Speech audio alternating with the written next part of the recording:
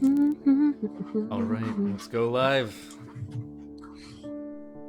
No. Hello everyone and welcome to Blades in the Dark 6 and 20.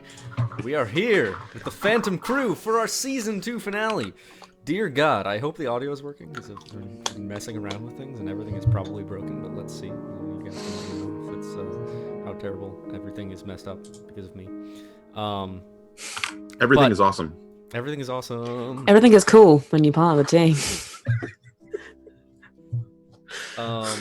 Welcome Hey man, I'm to just living my dream.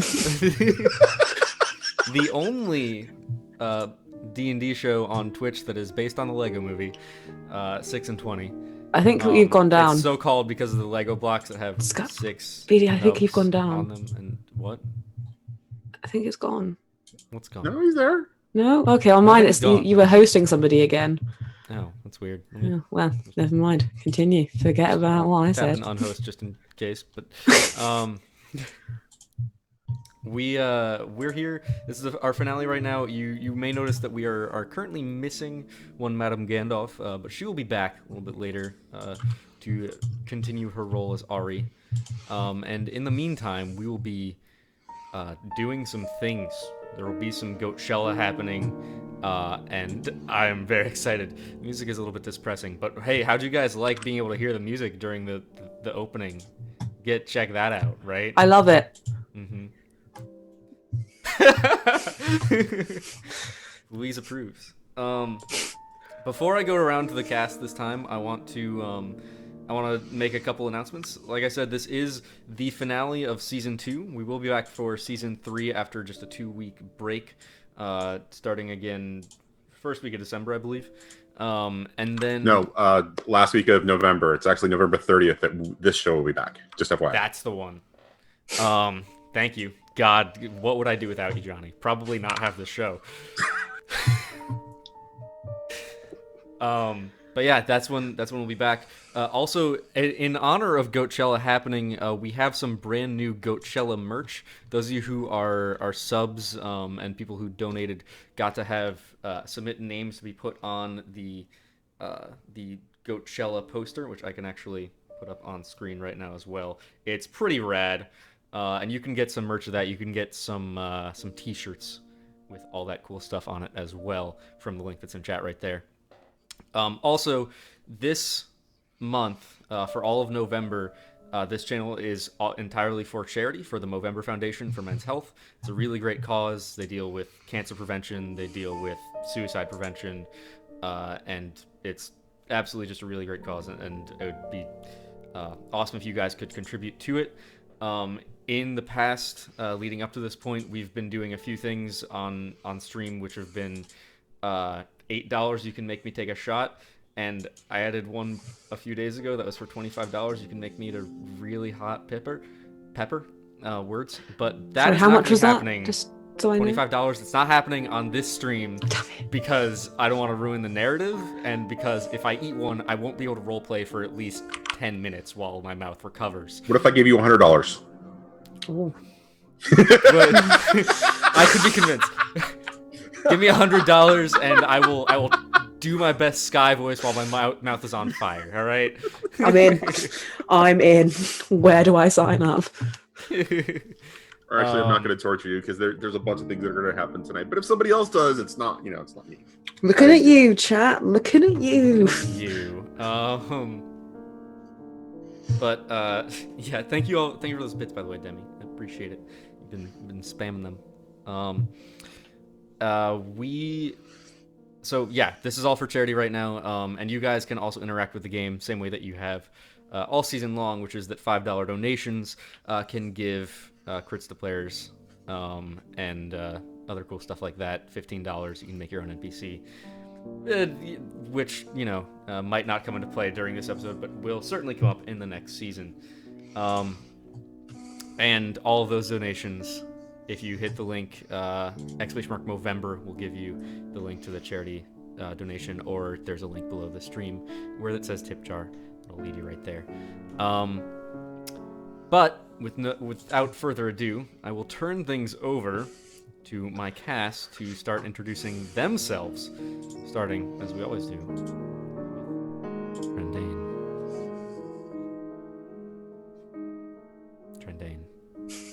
Trendane. Oh, sorry, I was staring at my future husband. What are we doing?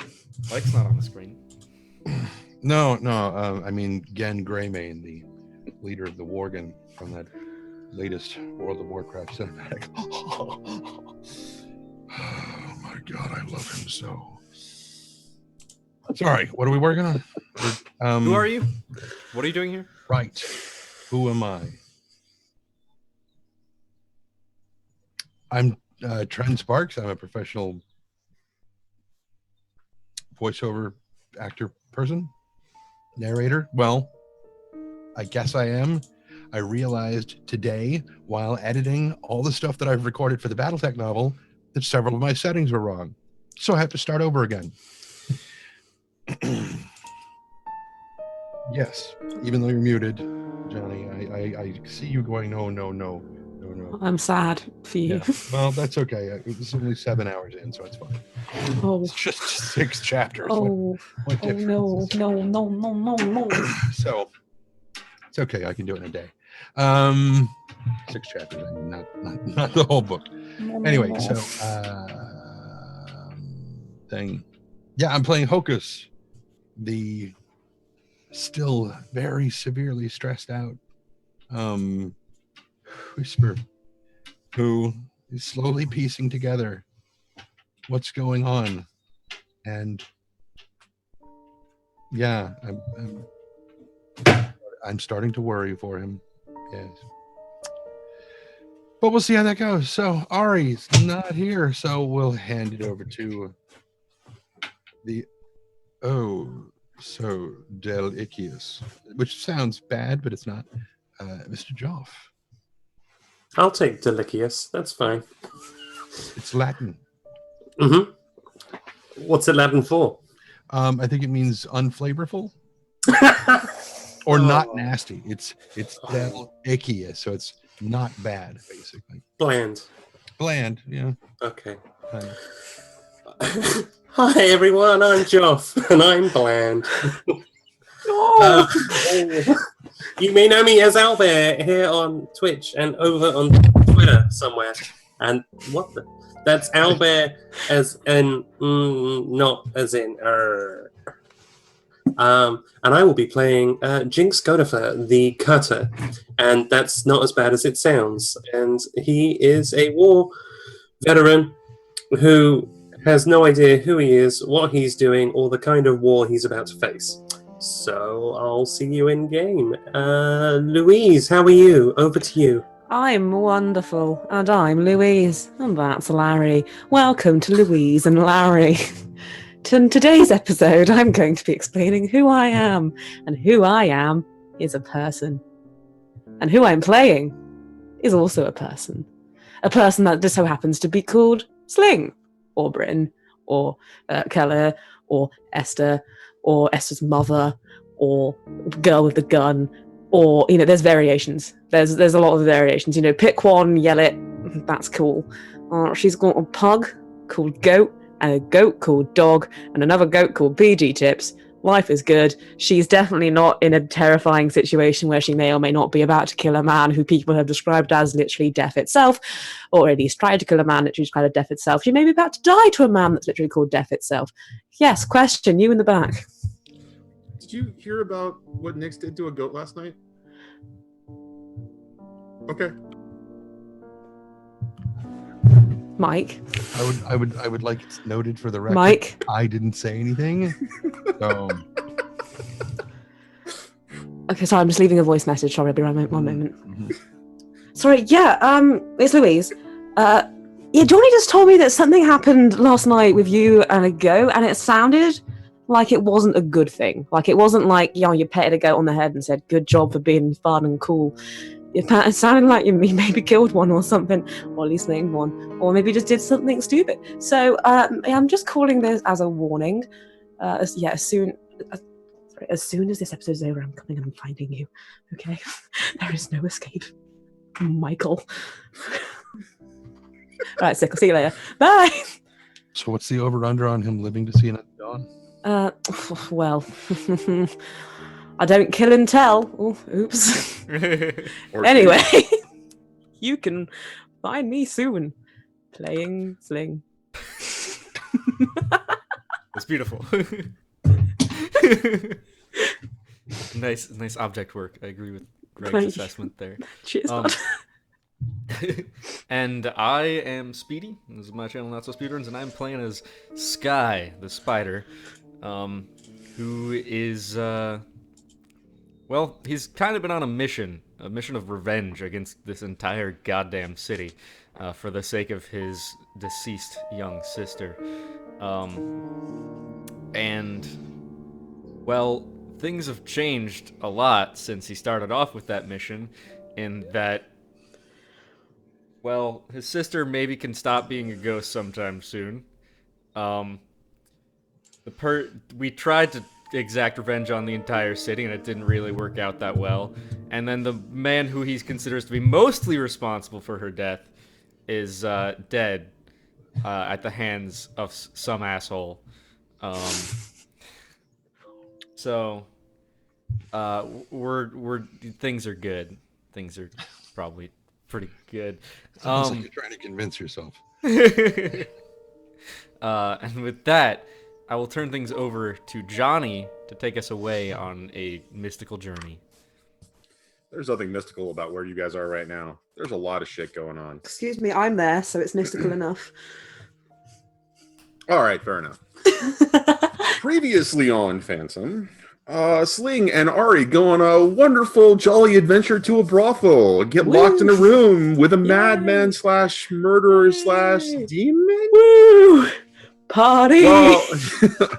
While Hocus just kind of hangs out from being so overly, kind of taxed from whatever the hell was going on with him. Dun, dun, dun. And then we have Jinx Godifer stepping up to the plate, going to jail, getting out of jail, grabbing his girl, grabbing his not so best bud, and discovering that everything that he believed in may be a lie. Yay! And this week we start, I don't know, where do we start, guys? Oregon. How about the part where we win and everything's fine? Oh, right. You guys win. Phantom wins. Everything's over. Good job, guys. You said it. You said it. Clip it. Somebody clip it. Someone clip it. You've done it. All right. Cheers. I need to go kill Mike. So We've done that. All right, guys. So where we last left off, there was a couple of things in play, as alluded to in that little brief discussion initially. Since Alex is going to be running a little bit late, Ari and Sling are going to, or Ari Sling / Esther, are going to go on pause for just a second as we deal with a couple of other situations. We've got the Jinx Godifer / Ulf conversation, where Ulf is incredibly drunk, Samandra is incredibly angry, and Jinx is incredibly confused about the circumstances with which his life has been lived.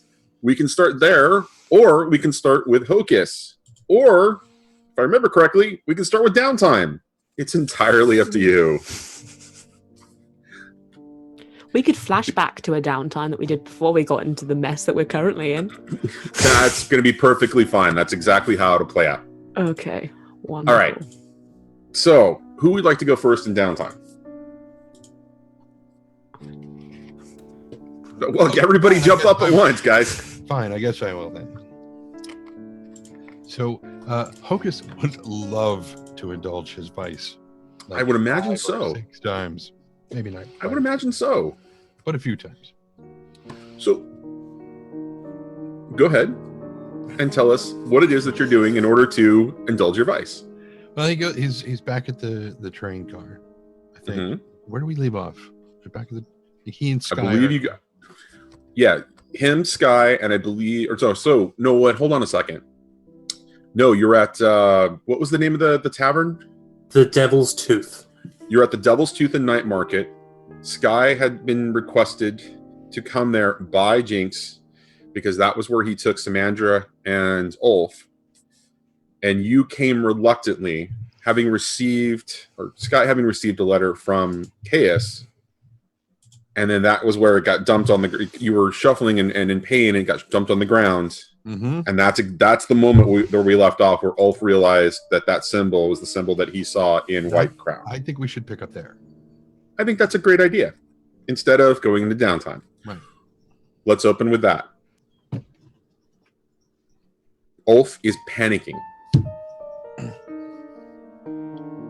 He is shaking and panicking. You have just gotten the information from him that he thinks he saw that in the information in regards to what he understands as the Unity War being a lie. But he's so incredibly drunk right now and exhausted that he's not making complete sense. He's not saying coherent sentences, but he keeps reaching for the bottle. No, he's done with the bottle. Jinx is going to remove the bottle from him. And Okay, if he doesn't fight. like it, okay, Yeah. if he doesn't like it, Jinx is about to indulge his vice by knocking him out. Well, why don't you go ahead and do that, because he's going to continue reaching for the bottle. Because No. again, when he was in prison, this is what he's been stewing on for the past month. He's useless drunk. I need this man to sober up. So, unless anyone thinks I really shouldn't, I'm going to deck him. Simply going to I would break say it. maybe just give him some tea, but we don't really have any of that. He's going to keep drinking. He's going to completely. He's going to just. He's useless. I will hold the bottle and I will say, "You're going to give us more to go on, otherwise you're not getting this." What do you mean? What's going on? Where have you seen this symbol? Give me that. I need I'll that. give it to you. I'll give it to you in a second. Don't, soldier. Don't. Shut up, Captain. Give me my bottle. You gotta give us something to go on. Where did you see this symbol? I told you. I was doing. Just Describe the room. it is essentially a private back room inside of the Devil's Tooth. There is a table with 3 chairs around it. Hocus, as I remember being described, was taking an additional chair by the door, just leaning on it. And Sky is just kind of standing over the situation, kind of looking at this, with Jinx, Samandra, and Ulf all sitting at the table. And Ulf is trying to reach over towards Jinx to grab the bottle from him.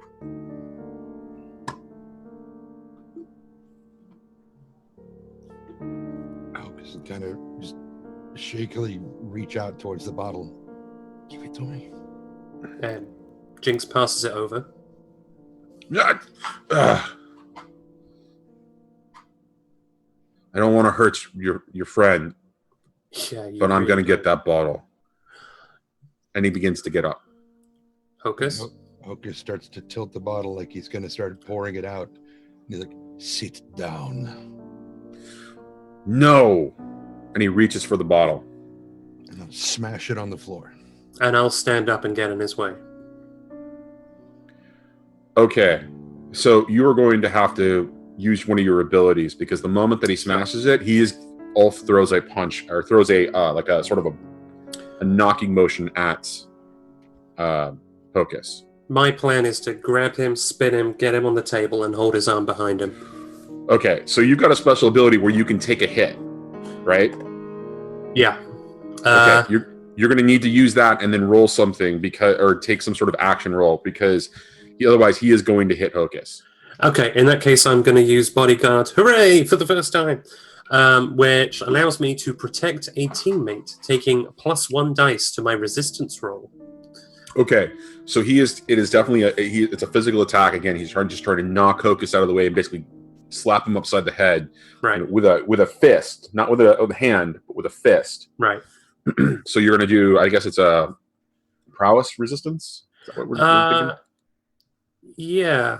I'm trying to remember how resistance rolls work, but yes. Okay, it would be if I can utilize skirmish, I will. So the way that resistance rolls work is it's the attribute itself and not the actual individual actions. Okay. So you've got 2 in prowess right now, because it's indicated by the 2 pips on that first in the first pip, essentially column that are delineated by that like line between the first and the second pip, right? So you've got 2 pips in that, right? And so that means that you're going to take 2, or you're going to roll resistance with 2, and then you're going to get an additional one for using bodyguard. Yep. Right, and so the position is going to be risky. Okay. The effect is going to be, in my head, standard to basically get in front of him, and it's okay. It's a crit anyway. It's a crit anyway. So describe to me what happens when you. No, that's perfectly fine. It's perfectly fine. Well, actually, position and effect didn't really matter anyways. Describe to me what happens when you jump in front of him and resist this. Because you're gonna get to narrate how you handle him in his drunken anger. Literally, as he gets up to lunge towards Hocus, the chair's on the floor, I'm standing, and as he moves past me, I'm grabbing his arm, pushing it behind him, and slamming him onto the table. And it's just seamless. It's, and I'm kicking his legs. Smooth motion. Yeah, I kick his legs out from under him as well. And I'm pinning him there. All right, he's starting to flail, but he's in an immense amount of pain with the howl you're holding. Let me go! Captain, if you don't let me go... If I don't let you go, you can't do anything. I'm not trying to hurt him, I'm just trying to keep his arm locked. If he struggles, it will... If he struggles, it's going to hurt. And that's when he starts hitting his head against the table. Okay, then with my other hand, I'm going to hold his head against the table and get in his face. Soldier, you're not doing yourself any favors right now. We're trying to help. We're trying to understand what you told me. A lot of help you are. Holding me down. No, you're not going... And he's beginning to slip out of your grip. Ulf, listen to me, Ulf. Soldier, you have to give us something. You have to talk to us. You can get absolutely annihilated after you talk to us. You can get lost in the bottle if that's really what you want, or you can help us and we can help you. You have to help us. One of the Go ahead. I was going to say one of the things that Hocus has on him is a length of rope, so we can definitely secure him. If he's going to keep struggling, Jinx looks at Hocus and is like, "Do you have rope?" And I'll look to Sky. Help me. Hocus will produce. He is continuing to struggle. He is pushing. I mean, he's really pushing it. He is just. I don't know whether anytime that he can move, his rage is just continuing. His anger is just continuing. And so if he gets an opportunity to kick, he's going to kick. If he gets an opportunity to move his head, then he's going to slam his head and trying to push himself away from the table to get out of your grip. If your grip loosens at all, he's just continuing. I mean, it's a constant struggle. This guy is starting to rage out of control. Jinx really wants to ring his bell, but like seriously, like if you're going to hit your head against the table, hit your head against the table and try and knock him out. But I don't know. We need to restrain him. We need to tie him to the chair. Sky, help me. Sky's going to... Sky will help you tie him up, pretty much. Do we succeed in doing so, Danny? Well, he's struggling right now, so it's going to require you to roll a roll while that's actually happening. Okay. And it's not going to be you holding... Because your crit helps you hold him down. It's really going to be Sky's ability to do that. Right. Unless, Hocus, you're great with nuts. How are you feeling, Hocus? Can you lend a hand? F of one, perhaps. Okay. And then maybe between the three of us. Okay, so he's continuing to struggle. So you holding them down is really allowing him for this to happen at this point. Okay. So, Guy, how are you going to roll this? I'm gonna try for finesse. Basically, he's trying to struggle his way out, and I'm just trying to use that movement to like give me opportunities to slip the rope, like under his arm or around him, so that I can get it around. This is almost the case where I think Hocus would probably be the better since he's a rope maker, because he would know the knots to be able to use that would tighten on struggle, but yeah. Right. So that's where that +1 is going to come. He's instructing you on how to do that. Mm-hmm. All right. So the situation, even though Jinx has him down, it's still risky. The effect is going to be limited unless anybody has a reason why it wouldn't be. The reason it's risky is because there's always that constant struggle with him, and the limit is you're restraining him. You're not doing anything else to him. You're just restraining him. So you're going to get 1 additional die for Hocus, 1 additional die for Jinx. Do you want to push yourself or take a devil's bargain? Okay. Yeah, no. My stress isn't looking great right now. All right. So go ahead and roll it.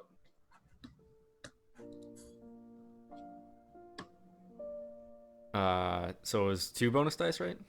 Yes, 2 bonus dice. And a 6. Okay. So you were able to. So you're restraining his arms, right? His hands and his arms, right? Or is it his arms and his legs? He's sitting in a chair, so I'm tying basically his entire torso around the chair. Oh, so moving him from the chair, from the table in the prone position that you had him to the chair is going to require another roll from Jinx. Okay. Because what's going to happen is he's going to use. Here, let me specify the ability so you know what I'm talking about. Not to be trifled with. Oh, and no. so he is, as the moment that you start to bring him up, he is going to launch you back, and you are going to hit into the wall as his body just kind of presses you there, trying to knock you out. Can I counter with my not to be trifled with? Yes, but you only get it for the resistance roll and the additional die that comes with it, because it is a resistance roll. That's right. Okay. Oh, okay. Wait a minute. Hold on a second.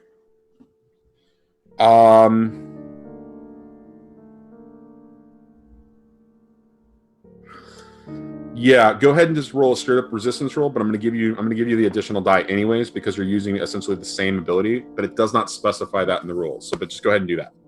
Okay. So it'd be a prowess again. Okay. With 1 additional dice, you said? You got it. Yep. Okay. Hey. Wow, RNG is in your favor, guys. So as he launches you back, you're able to just, you're able to let go of him in such a way, but grab, restrain him even stronger in like a bear hug grip, and you're able to kind of move him over without him just continuing to struggle and not continue to struggle, but not continue to get out or make any more problems. You're able to get him seated down, and Sky is able to, with Hocus's instruction, get him wrapped in that chair, and now he's just in that chair, kind of restraining. And the moment that the two of you kind of step back and he's in that chair, he knocks himself onto the side, and he's continuing to struggle. He wants out. His anger is unrelenting right now. He's going to have to burn himself out. He cannot keep doing this. So if he wants to lay on the ground, let him lay on the ground, guys. Job, you did clear 1 stress, correct? No, wait, that wasn't a critical. Sorry. Never mind. The other one was, though. Yeah. Sky, kind of backing away for a moment, is going to pull out the bottle that he has of fine whiskey, and carefully, just out of sight of Ulf, going to pour in just a drop of slumber essence,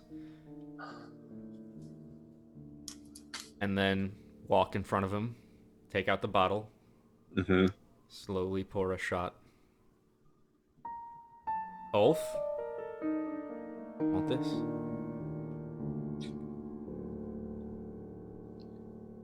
He looks up at you, he stops, and his eyes are burning. Like, this guy has just absolute anger. It's not relenting.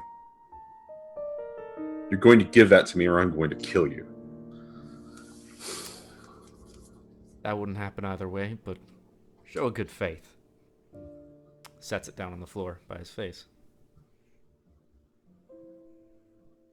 You've got my hands tied. Are you going to feed it to me?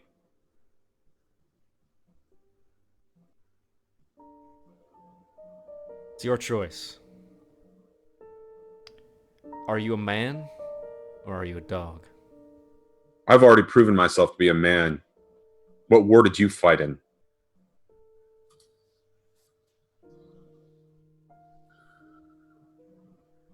Still struggling against the bonds.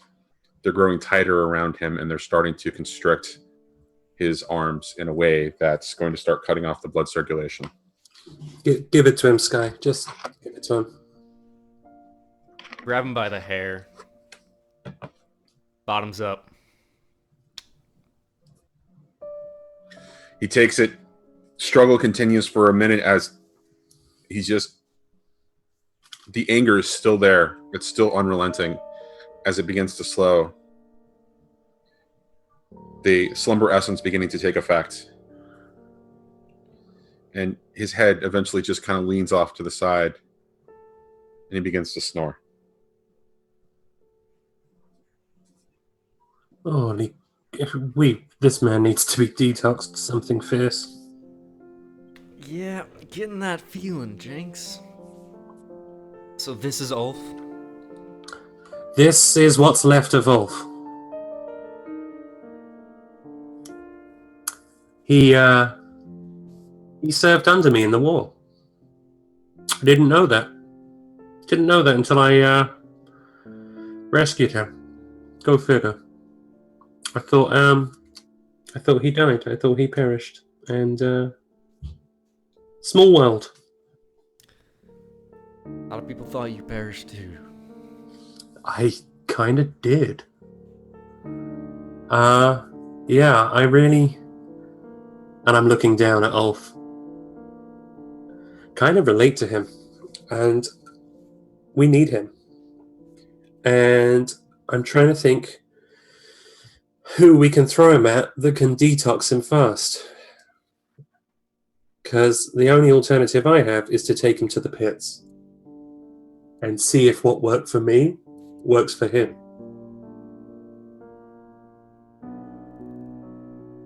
Not certainly that much time. We don't. But he isn't going to cooperate. So currently, the only thing we have to go on is this damn symbol and the fact that Ulf has seen it before on communications that more than insinuate that basically make the claim that the Unity War was staged, a distraction, that it was... I don't know what it was. That's the problem. That's why we need Ulf.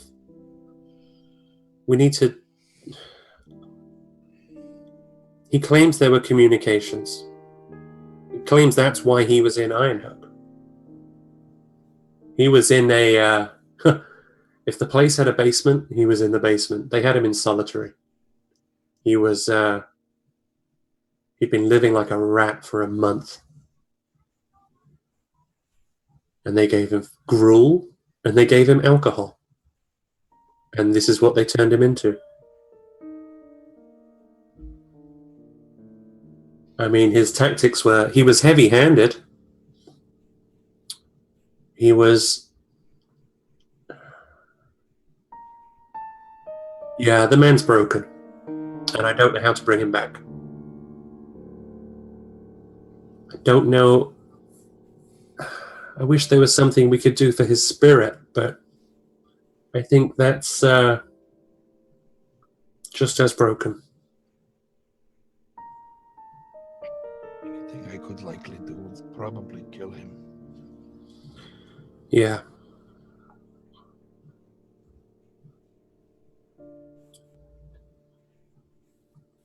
It's a real shame.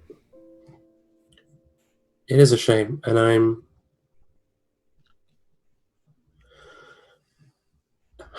lost. I don't know what our next steps are, gentlemen, because there's more going on than... It sounds like there was more going on than any of us are aware of, and it's a whole lot bigger than us. It would not surprise me in the least to find out that that Chaos was involved in anything that happened with the Unity War, especially knowing that his symbol is on it, on these communiques. To what end? Okay, seems to have his fingers wrapped around just about everything in this city. Jinx, do you remember if there were ever any hulls used in the war? They were used sparingly. I'm aware of a couple. They were frowned upon. That's a good way of putting it? A necessary evil? A necessary evil. That's a great way of putting it. That was they mostly showed up on the Imperial side. The Skovs. If we acquired them, it was because we took them from the Imperials.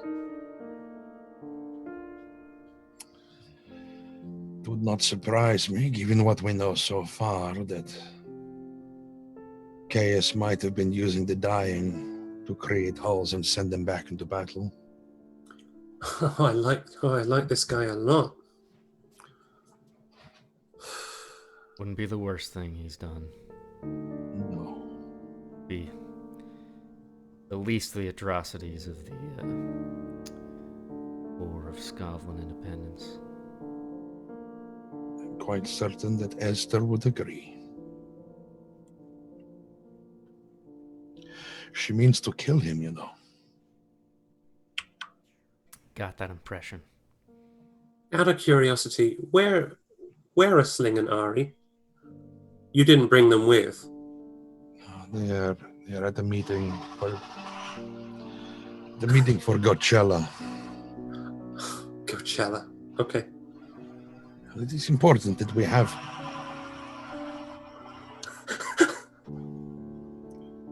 Sorry, there must be a mechanical goat hole running around outside. Powered on some new thing they call diesel. I don't know what it is.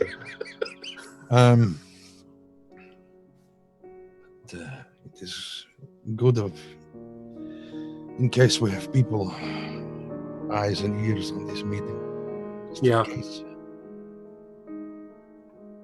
Sure, we'll hear back from them eventually. Yeah. I hope so. It's again, I don't know what to do next, lads, because without this shell of a man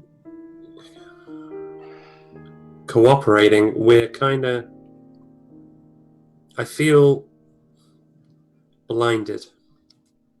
How long will he be out? Few hours. I didn't put in much. Could be less. What do we do when he wakes? Feed him. If he'll hopefully wake a little bit sober. He might feel less combative, maybe. When he wakes up, I don't think we should be here. No, but I don't know where to leave him. I don't know who. If he wakes up and we're not here, he'll get up and he'll leave. And nothing will stop him. The people here won't be able to stop him from leaving if he chooses to. No. And if they won't give him what he wants, which will almost certainly be booze. And we can't just tie him up and leave him. So We can. he's our responsibility.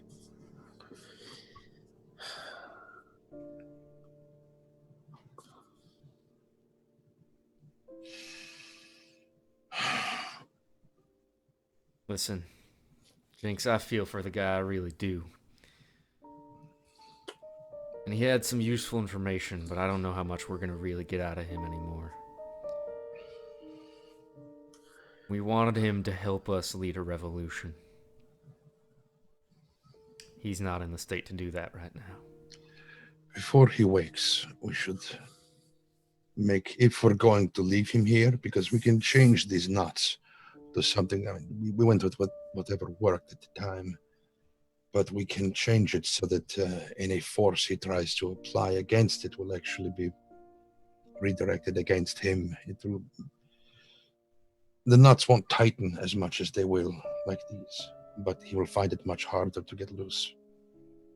I worry that he's going to hurt himself. He's not going to let a sprain, a strain, or a popped shoulder stop him. He's going to hurt himself or other people to get out. So I'm actually wondering if we should just untie him, set him up in a cot, and when he wakes up, just let him leave. But then I don't know what he's going to do. Leave him a bottle of whiskey might not go far. He might not go far. And we sure got plenty of whiskey now that I'm not drinking. And if he's not going to be any help to us anyway, what difference does it make? I wonder if we should get him to Kellen's. Get him back to Charhollow. At least then he would be surrounded by scarves. They might be willing to help him detox too, unless they just cave to his will. No, they could keep him plied. I don't know if they'd keep him happy.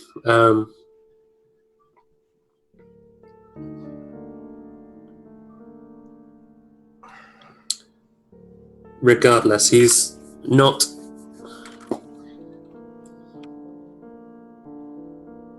your responsibility, guys. He's mine. And I have to decide what to do with him. Rest. He's going to be out for a few hours. So. Well, I say we've gotten a piece of information from him. Yeah. But what do we do with that? How do we find out more? How do we... Well, what we've learned is that Man in White, Caius, had something to do with revolution and why your people are still so oppressed in the city today. Is Samandra still there? Okay. She is.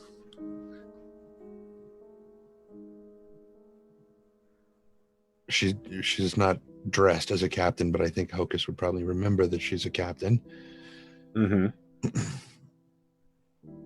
So, Captain, did you see any of the communications that he was talking about? Anything bearing this symbol? She is a little taken aback about everything that's gone on. Even though she's a soldier, she believed in order. At least that's how I've had Alex play her. So when you ask her that question, she hesitates for a moment and then says something to the effect that the Unity War, the lines were always blurred for the Imperials, but that they were taught as soldiers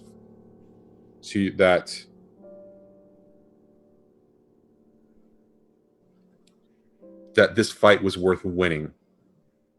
It wasn't just that there was real faith and belief behind what they were doing. So no, she had never heard of anything related to this. She didn't understand. However, if it was true, there are a couple things that have come into focus that make a lot more sense.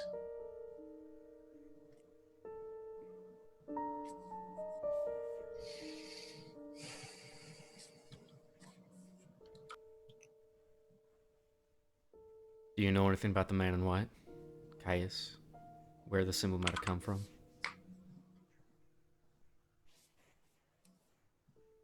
She doesn't understand your question about the symbol, but she does say that his name has been said previously to her, and that he is an enemy of the Emperor.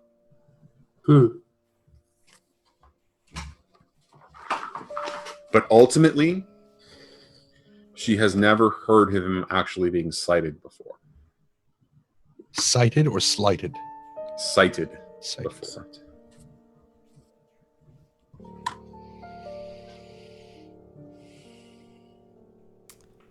How crazy would it... Go ahead. How crazy would it be to go looking for him? I don't think it would be crazy at all. You're asking me, the GM? Asking. That's Jinx asking. That's also me asking. Yeah. Just holding up the Do it. holding up the thing. It's like he's already called for you. He's an enemy to everyone. He's death. Dev's gonna die, bitch. He's also like standing right in front of you right now, Sling. I know. That's why I'm whispering. He can't hear me. But somehow you can on the other side of the city. Hey! Hey! We died, Ari, I'm afraid. Yeah. He killed Everybody's us. dead. You're all dead. It was This is very the sad. afterlife. Thank you, Welcome to the guys. Greenfields. I'll see you next week.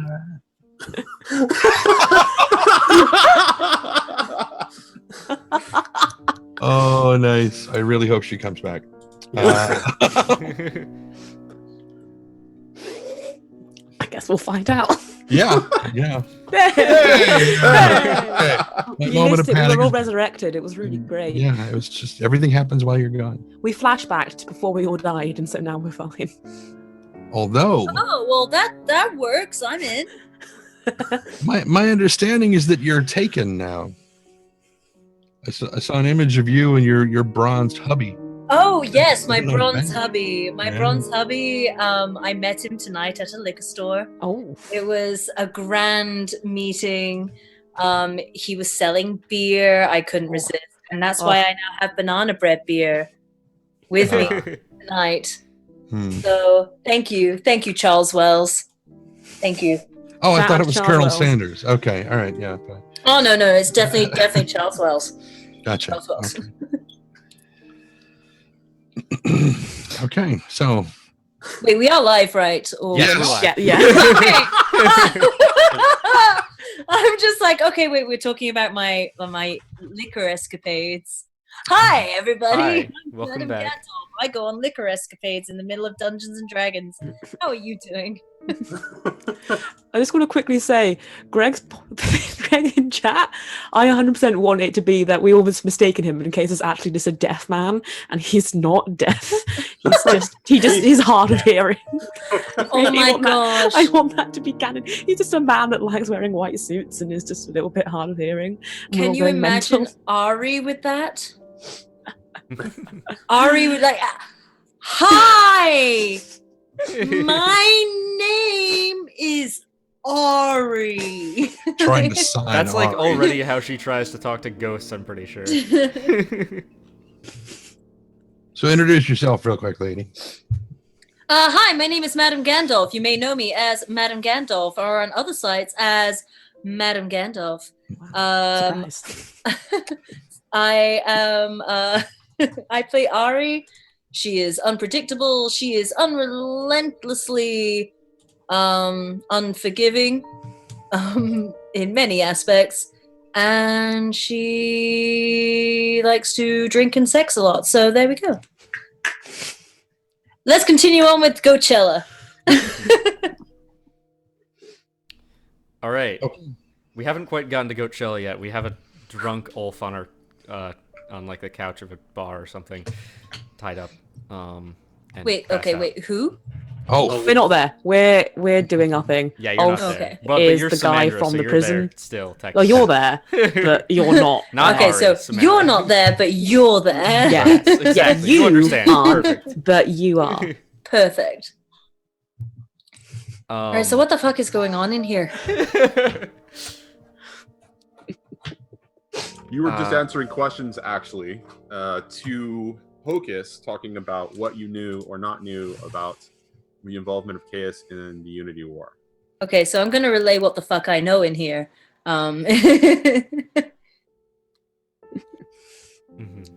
mhm. He's That just being- done. yeah. You've heard the name Caius, but you don't know that he's ever been seen, Okay, And he's an enemy to the Emperor. and he's an enemy of the Emperor. okay. I think we should kill the Emperor. I think we should kill everyone. I believe I think Wait a you minute, should get time everybody. out. Didn't you try something on the scale of this last time and it didn't quite work out the way you expected? Yeah, What? and we had plenty of time to plan that. I just thought of this right now. Oh, okay. And for the record, our intention was to blow up a lightning tower, and we did. So it went exactly the way it was supposed to. Yeah, boy. Zero I mean, problems. he's not wrong. In fact, he's right. Yeah, everything that happened around that was completely. But all working we- towards my plan. Okay. Yes. Hmm. The plan that we've had all along. The all-along plan. If you are I- going to go seeking this man, you should do it soon. I need to rest. So figure out what you're doing with Ulf. Do it, and get on with the rest of your task. He'll start hobbling toward the door like an incredibly tall black Yoda.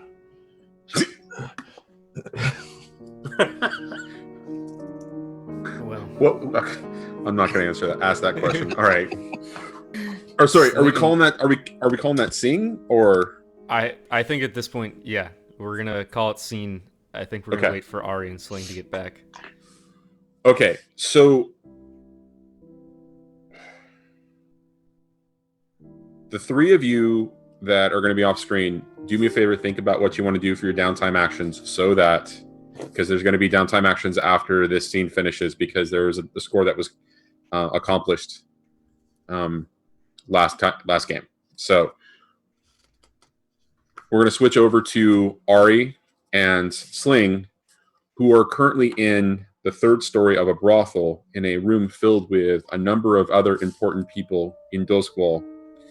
A brothel called the Crimson Garter.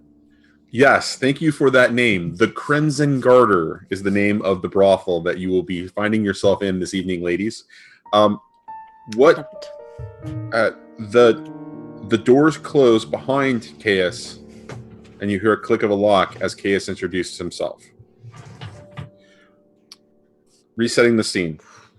In this room are a good portion of the noble families and merchants who are incredibly wealthy off of commerce in the city. Absent from that are the noble families that are directly involved in the Leviathan hunting trade. The room is quite lush, not lush, plush, with and it's of the highest luxury. This happens to be one of the better establishments inside of Silkshore as a brothel. This happens to be like the biggest room, one of the biggest rooms that you can rent. There is a balcony with a set of doors that are just closing behind you, leading off to the street. And Caius has just stepped in with an assistant and is introducing himself now. Would you like to react before the scene continues, or what? Sling is probably just vibrating completely with energy. She's like, "Don't you dare, Dren! I'm looking at you." Her hands probably like twitching, like the part of her that wants to just shoot him now and get over him. The part of her that's like, "No, this is not a controlled situation. I don't want to also get Ari fucked in this. Wait it out." And she's probably just glaring directly at him because we all know that he knows that I'm there. We can sense each other from across the city. He knows, and he knows that I know, and I know that he knows, and he knows that I know that I know, and he knows that I know that he knows that I know that he knows, and he knows that I know what he knows that I know. It's all very important. These are the details. So we all know. Everyone's in the know. Everyone's in the know. The whole village knows. It's like the known secret. Yes. And everyone's like, damn. I think they know something. I don't know what it is, but they know. I don't know what they know, but she knows what he knows what they know, but I don't know what she knows what he knows that they know, but they know. When it comes to Ari, End scene. I think Ari doesn't know. that everybody knows. So, But does Ari Do you care? know? No. I think. you know, I think Ari will probably greet him nonetheless, like just like everybody she always does, like, "Hi, Ari, nice to meet you." so as he's entering the room, he hasn't started to do the meet and greet first hand to flesh kind of a thing yet, but that is definitely. I mean, the attitude that he's taking is definitely of that kind of an ilk. When he closes the door and he says, "Welcome, everybody. I'm really glad that you're all here, that you accepted my invitation. This meeting, this is important because all of you are important to what's next. Now, I want you to enjoy yourselves. Refreshments will be continuing to be brought in, food, drink, whatever your particular vices are. For we're going to be here, well, let me rephrase that. You're going to be here for a good while, as I want to make sure that you are not involved in the events that are scheduled to come. So now, if I'll come around and answer any questions, and we can have a quick chat if you need to. But then I'll be leaving you all, and you'll be staying here. And at that moment, the questions all start barraging at him. People getting angry, people expressing a little bit of concern. There's a lot of people trying to assert themselves in this situation, and they're all starting to, to stand up and get aggressive. And that's when you see some of the paid soldiers kind of getting in front of him and just kind of setting a barrier around him. And there is a lot of panic going on in the room right now. Sling will take a few steps forward. She's quiet. She's deathly silent. And she's just going to walk through where parts of the crowd are kind of congregating till she's nearest to the front, but not quite. Mm-hmm. And then she's going to say, directing it completely at Chaos, even though she can't really see him because of the bodyguards, "You're going to want to let me talk. I mean, you've always liked to play with your food, haven't you, Chaos?" Oh, what a pleasure. Gentlemen, please, let her in. I'm with her. Of course. And when you step within the circle of these private soldiers who are just sort of standing in front of, and rebuffing the crowd, you see that Chaos is again very lively. He looks very healthy. His hair is white. His ears almost look normal. His skin is, still the white that you know before, but very, very healthy looking. He looks vibrant. He looks full of energy. He almost looks buzzing. And you see that Mother May, who is standing next to him, looks incredibly depleted, very tired, very, very old. But you can see that her glow is starting to come back already. "Well, I didn't... No, that's not true. I expected to see you here. I'm not surprised at all when I heard from my assistant," he looks over at the young woman standing next to him, "that you might be involved. I thought you were dead, though." You thought a lot of things that aren't true, Chaos. So really, If there's what any are you? consolation, I thought she was dead too. Well, she tends to do that. She just keeps popping back up, though. Sling is just grinning ear to ear. It's unnatural and weird, and she's just smiling at him. There's a lot of things that you think you know too that, well, they ain't true. That's not true at all. There are many things that I don't know. Ultimately, I don't know how my plans are going to work out. I'm glad you're honest with yourself. Oh, I'm being honest. Thing is, I do. Oh, really? Yes. And he, with a grin on his face, he looks at you and says, "Do tell. Well, see, no matter what happens here in this building, no matter what happens outside of this building, I've already won. See, I'm not afraid of you, Chaos, and I never was. I don't fear death. Death should fear me. You should fear me. Humans, much stronger than you give them credit for. I am much stronger than you give me credit for. My friends, I've seen things.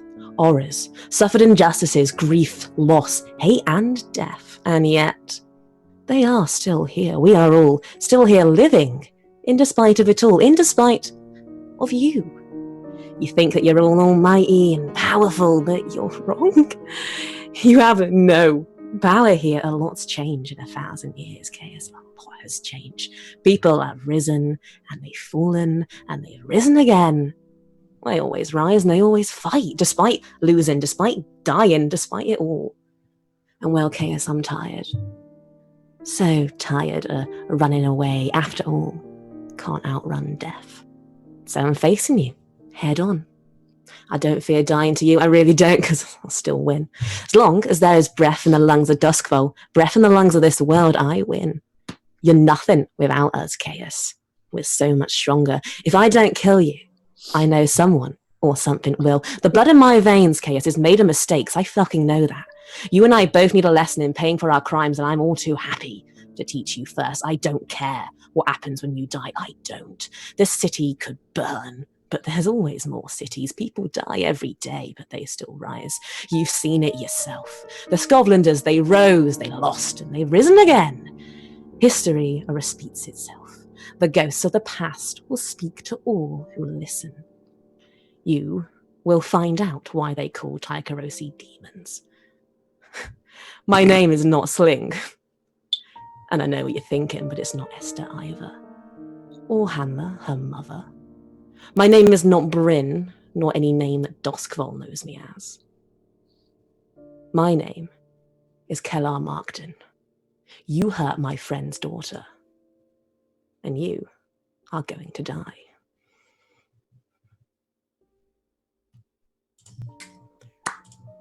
And with that, he begins to clap.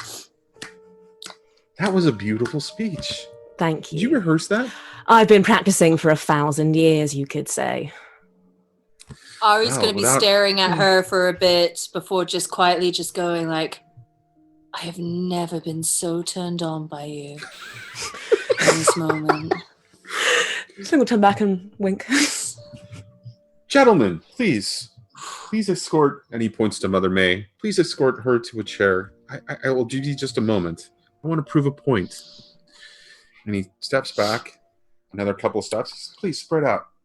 Stepping back from you, you are at the back of this expanding circle of people as there is chaos and shouts and screams and all this noise going on. Go ahead.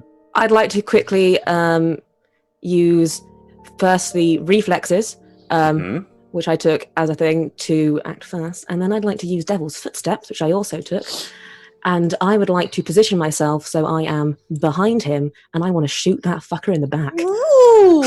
Ooh! Well, let him finish first, and then you can let him do that because that without your intent. So I knew that was coming. Intention. It's my intention. He steps back. He's like, just give me some room. Now, my dear, I'm so glad you're here. This is really important to me that we finally end this circumstance and you understand the true power that I represent. He begins to unbutton his shirt and pull his shirt aside so that you can see the bare skin of his chest. Lets his hands drop to the ground, to his sides, looking at them for a second. You need to work out a bit more, mate. Raises his arms to the side and says, "Here I am. Shoot me."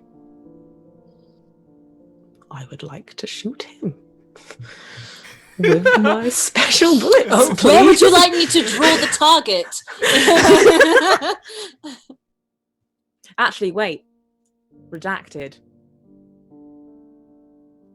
I'd like to shoot Mother May. Oh, that's interesting. That's very interesting. Now, I have a question before that actually happens. Is that Sling, or is that Esther's influence on Sling? That's Sling. Okay. All right. I'm just curious because regardless of what happens, I just wanted to know where the ultimate motivation came from. Mm-hmm. All right. And I have, this may be a little bit too far, but I do have 2 crits to burn. If you want to, well, I'd like to use one of them Mm-hmm. to shoot Mum May. And I'd like to use the other one to do my other plan and shoot him after shooting her. Okay. So when you shoot her, can you describe to me exactly what you're doing? Because she's being escorted into a seat and she's being seated down behind him off to the side. Do I have a line of shot to her? Absolutely. Okay. I would like to raise my rifle towards Chaos, right, pointed directly at his chest as if I'm ready to take that shot at him. And then just as I pull the trigger, I switch direction. Okay. And then Devil's Footsteps, and I'm off. I don't even wait for the bullet to hit. I'm immediately out. Okay, so you're using your first crit on that. Actually, you have 4, just FYI. I thought, well, buckle in, lads, let's go. Yes, I use the first one for that. Okay. So with that shot, it rings out. And before he can even react, the bullet pierces her. Where do you shoot her? Like, where on her person? Good question. I've been thinking about this all week because I don't know what the best place to shoot these motherfuckers are. Details, lady, details. They're not normal people. I don't know. I don't know. But if I shoot them in their black, crushed hearts, does that do something? Do they have a brain that might, get damaged if I shoot them? I wouldn't give them enough credit to say that they have a brain. Oh, sorry. Let's just be Oh, honest. the throat. That's interesting. That's an interesting one. Heart, head, throat. Triple shot. Just pick a place. I just need that way I can describe what's going to happen next. Is it a thing where if I choose the wrong place, like something different completely? No, will happen? it really is just more about, the describing the scene more I'd than like to anything shoot else. her right in the heart, please. If she has one, who knows? The shot rings out.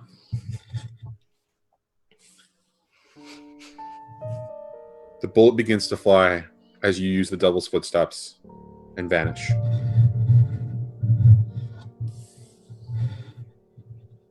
As the bullet travels through, you can already see Chaos moving as he realizes what you've done, and he's moving lightning quick towards the bullet, but he can't catch it in time.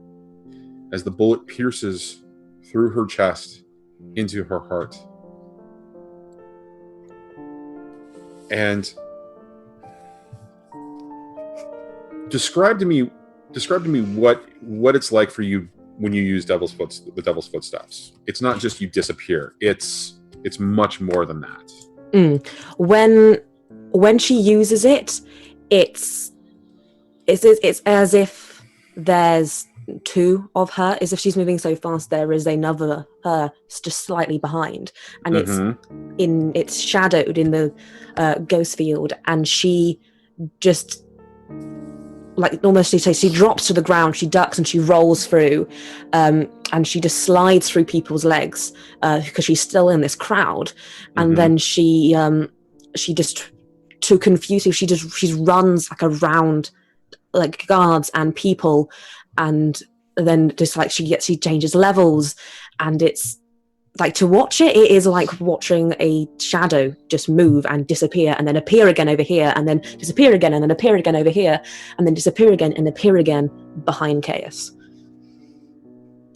By the time that you get to that point, Chaos has stopped moving because there is a gaping hole in Mother May and she is starting to bleed. And she's starting to bleed out. And you hear that there's choking and coughing. Go ahead, Trend. You're muted though. Damn. Well, sorry about that. What I was going to say is Your gun was loaded with the special bullet, right? Mm-hmm. So she's starting to cough and she's spitting up a little bit of blood, and she's having trouble breathing as her eyes are opening, and she's looking at you, and she's shaking her head at you, realizing what you've done, and she just passes out as her breathing is labored as she is beginning to pass beyond the mortal coil in some ways, right? And Caius is just, he stopped because he realizes there's nothing that he can do right now. And he's just standing over there, her, and he looks sad. Good. You've got the stage. What's going on next? I'd like to shoot him in the back with my second critical. Okay. So using your second crit, you shoot him in the back. He doesn't move, doesn't react, knows that you're there, and begins to crumple. And he crumples and falls to the ground, and he's kind of shaking a little bit, but it's not because of where you shot him. And the shaking his eyes are looking at you, and for just a second, he smiles. And then the shaking stops, and the smile disappears, and there's a lack of recognition at first. And he looks and he sees you holding no, you didn't. And for the first time, you see the shape of Caius, the features, flesh color is coming back into his skin as his existence his very existence changed as his hair is beginning to return to its natural color from the white. And he's looking up. You gave him what he wanted. How? And he dies. And at that moment, there is an incredible crack of lightning and thunder that plays across the sky of Dosqual. There is no place that this lightning crack is not seen. Even through the lightning shield. Above. It's essentially above, right? Right? And so there's this play of lightning, and it plays across the windows, on the far side, and the noise is deafening, right? It's this cacophony of just lightning sound and thunder and just.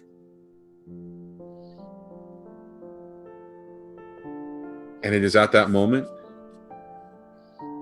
that you see Caius return to what he looked like when he was an Aruvian prince, generations, hundreds, over 1,500 years ago, right? We're talking a very long time when you first knew him as Esther.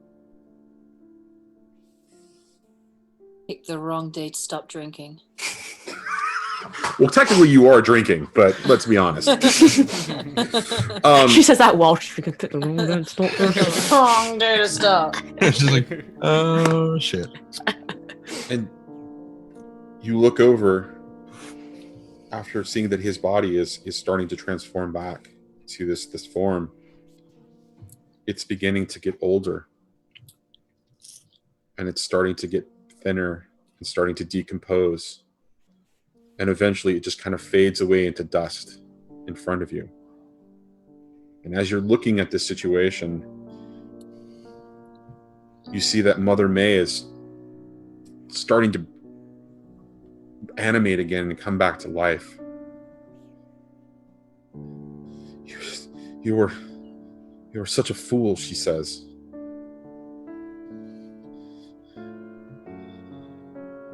Your thirst for vengeance may have. And she keels over, and she also dies. And there is another crack of lightning that plays across the sky. And this time the sound is more than just deafening. It goes on for a minute. And the lightning has a twinge of red throughout all of it. And the screams of everyone in the room just grow as they are panicking. And she too begins to change and return to looking like a young woman. And just for a second, you recognize her. She has the same features as Chaos, though she is a little older than he was at the time of whenever this happened to her. And then slowly she as well begins to age and decompose and become dust. And everything that's going on around you, at first the soldiers and the crowd are all stunned in silence. And then there is sheer panic as everybody just heads in a different direction trying to get out. Eventually the doors are broken and they all begin to scatter. All heading out onto the street, leaving you and Ari standing over the body, or what were the remains of Chaos and Mother May. I'll look up to Ari and I'm just like shaking all over. Normally where Ari would make an uncomfortably bad joke to break the ice kind of thing, this time she's not going to. She's going to read that this is not the time or place. Looking at Sling right now. And without saying a word, she's just going to put one hand on like the top small of her back, and they're going to walk out there together. Sheer pandemonium on the streets below, as there are people running in all directions, panicking from what just happened and what they saw. And not just sheer panic from the brothel. There appears to be a lot of frightened people on the streets. People coming out of the different brothels and pleasure dens and drug dens. What was that? What was that lightning? What were those strikes of lightning? I've never seen that, but why was it red? All kinds of panic on the streets. We're just going to walk through it. And through all of that, you guys make your way back to, eventually, to the rail car, and that's where we find everybody back together. So real quickly, let's do some downtime actions just to get through them, because what's about to happen next is pretty critical. Holy moly. I'd like to train in saving the world, please. I don't know, Trend. Do you think that that's possible? I think that's resolve. I think. Yeah. Okay. I don't know, Joff. What do you think there?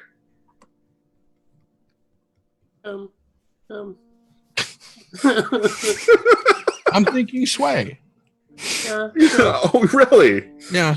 I can persuade the world to stay together if I need it to. I can be very convinced. How much did we like this world? We always wanted to destroy Doskwall. That's true. I'm very happy. It's just happening a season late, you know? Yeah. And You know what's funny? unintentionally. You know what's funny is I'm looking at the book going, I could start a long-term project where I sober Ulf, and then it's like, no, the world's ending. Oh, yeah. Fine. It's like sort of that whole long-term thing of project. like, will you take a check? See, looking at the fact that Ari has a very high sway, and she has 6 crits, I see no reason that she can't just save the I'm world. going to persuade the world to just enjoy the music festival, guys. Put down your guns. Put away those barriers that you're thinking of blowing up. And let's just Don't all ritual have a song and anything. dance. Yeah. Don't ritual anything. No ghosts. No undead. Let's just have some living fun. Let's just all go to Goatchella. I mean, it's going to be empty now because the ritual kind of is a bit, I don't know, but let's go anyway. So I will go ahead and indulge my vice. Please do. Since, it's kind of Everybody important. else is still recovering. Yeah, pretty much, yeah. Mhm. Go ahead and indulge your vice. I'm doing so right now. Oh, that's lovely. So I think I'll do that again. With Really? my second- Why would you do that again? Well, I mean, I got an 11, obviously, which is more than 9, but I'm going to do it again because I like doing Well, it. technically, that Can means I- you overindulged. I know, but Well, I I was really about want to to say, can I help? I'm not sure Hocus is really into Ari's special Not that kind talents. of rope play. No, like this is where I feel like I can imagine a scene where Hocus is there trying to do his thing, and Ari is just like, "Hey, I'm hanging out with you today." I don't think that would You help are the Hocus. target. The opposite of helpful. Can I help? Is there any way I can help? Can I help? I want to help. I want to help. Can I help? Can I help? Can I help? Is there a way to Leave me! help? And since he got distracted, that's what caused the 1. That's what caused the one. There we go. There's an explanation. Yeah. And So technically, you have really 4 of your 9 stress. Do you want to spend coin and do a third? Yeah. Okay, please do. So 1 coin away, and watch. This is where I'm going to get the 6. Here it comes. Hey! Who could have possibly imagined? I did. So So you I overindulge. You overindulge. Oh no. So oh no. in this particular case, I think I want to grab this one instead of it being like +2 heat or lost or tapped or any of those other things. I think I want to do an entanglement for you. So that'll come up, and I've got the perfect entanglement actually. Excellent. I think I know. So that will come up very shortly. Lovely. All right. So Hocus is feeling pretty good. Do you want to do anything else, Hocus? Do you want to spend more coin? No. All right. No. Fantastic.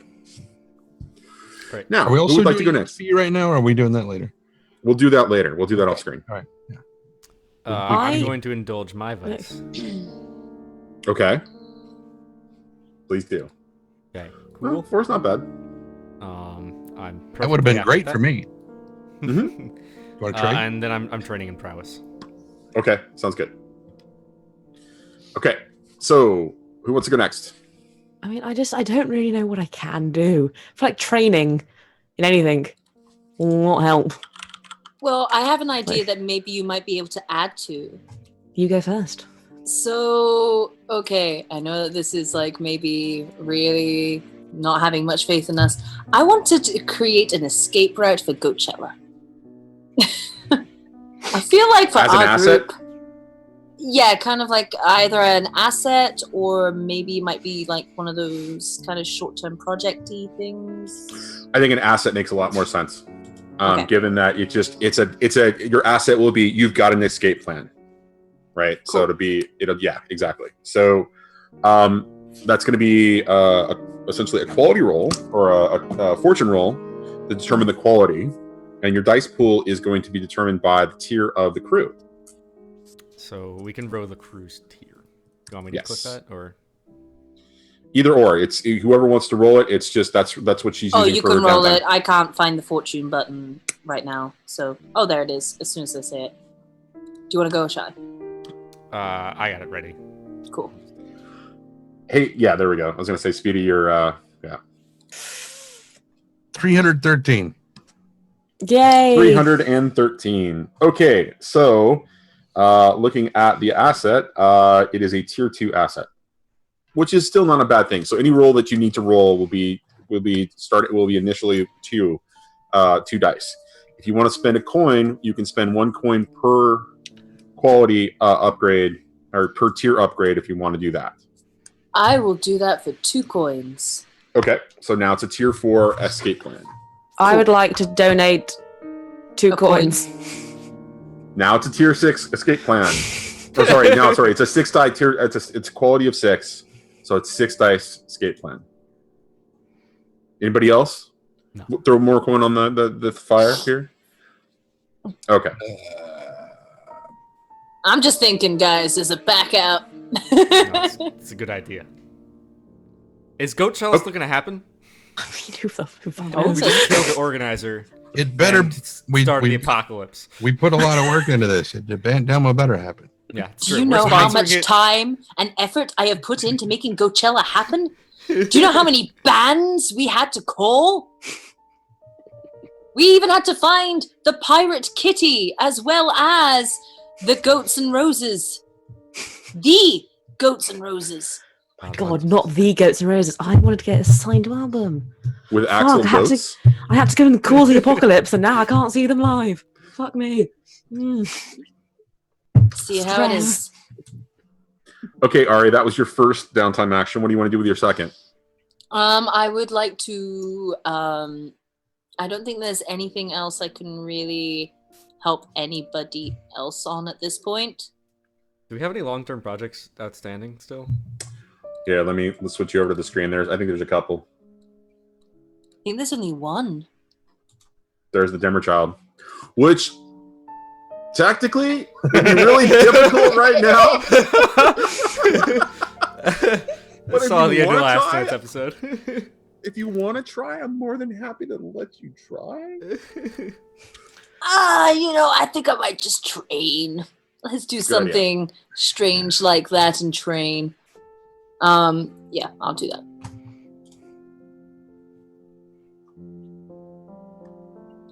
Right. Who's next? I'll put into my prep. I'll go. Just, out of interest, if I wanted to start a long-term project that was unfuck the world, how many segments will that be? 42. Can not I wrong. start? He's not wrong. And what would I need to roll to get 42 total? All in one go? 7 6s? No, that's possible. It's possible. It's possible. Could somebody in chat do the math on how many dice Hang you would on. have to roll in order to get 7 possible 6s? Please? No. Oh, look at that. I did it. Hey. Oh, wow. It's amazing. All right. So seriously, what are you going to do with your first downtime action? I'll indulge my vice, I suppose. Oh my god. I feel like the next thing I'm gonna want to not be stressed for, so I'm gonna go ahead. What makes and you see that? don't even with me right now? You really should have made your vice just shooting people, and then you'd be Shooting fine right now. things. Shooting things. So that's It's my not calling roll. people. Of When Right. stressed, I can okay, shoot I bottles. overindulge. Sick. Thanks. Oh my god. Thanks for coming out, everybody. Oh my god. How's it How's that going? lure taste? Woo! Well, actually, it's interesting that you mention it because if we remember a few episodes prior, Sling was coming off the old law. Well, he's trying to. And I remember having a little old chin wag with Johnny about a potential new vice situation. And by the look of his nodding smile, I feel like he knows exactly how fucked up this is about to get for everyone.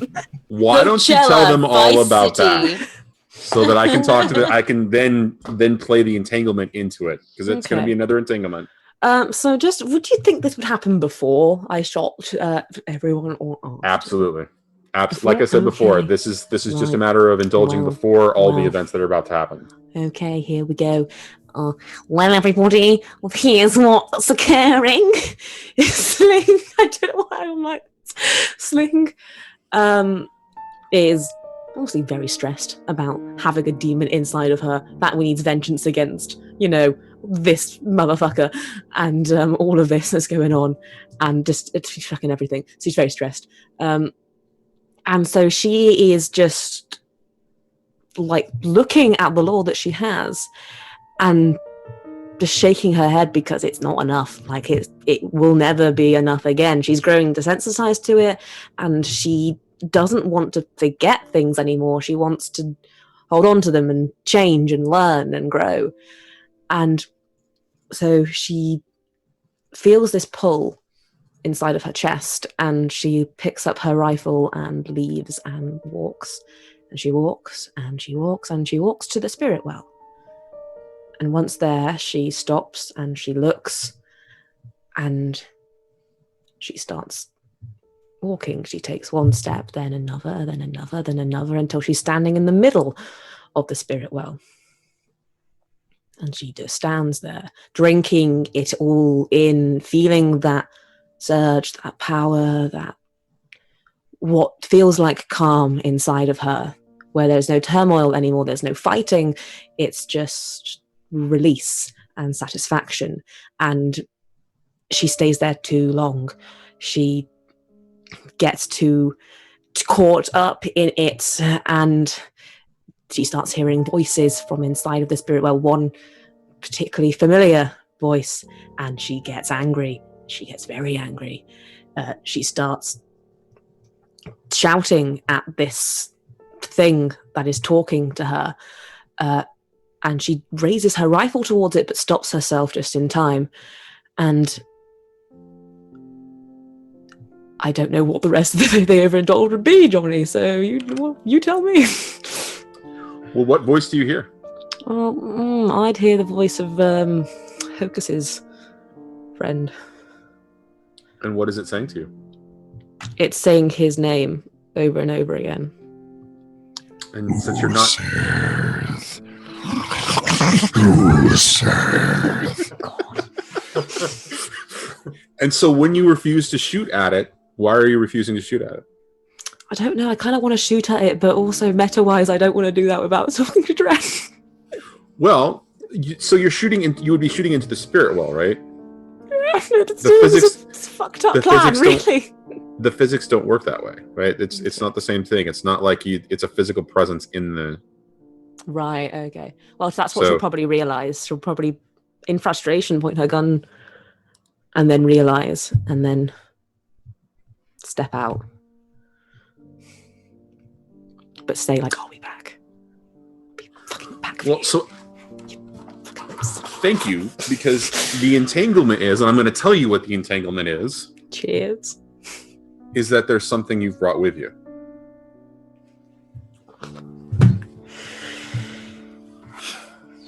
I don't know, now it's here so I can shoot it, so, swings and roundabouts. I didn't say it was it. I wouldn't say it was the demon. Me. Okay, great. Good news for me. All right, so with that... At least I can shoot whatever it is. That is your first...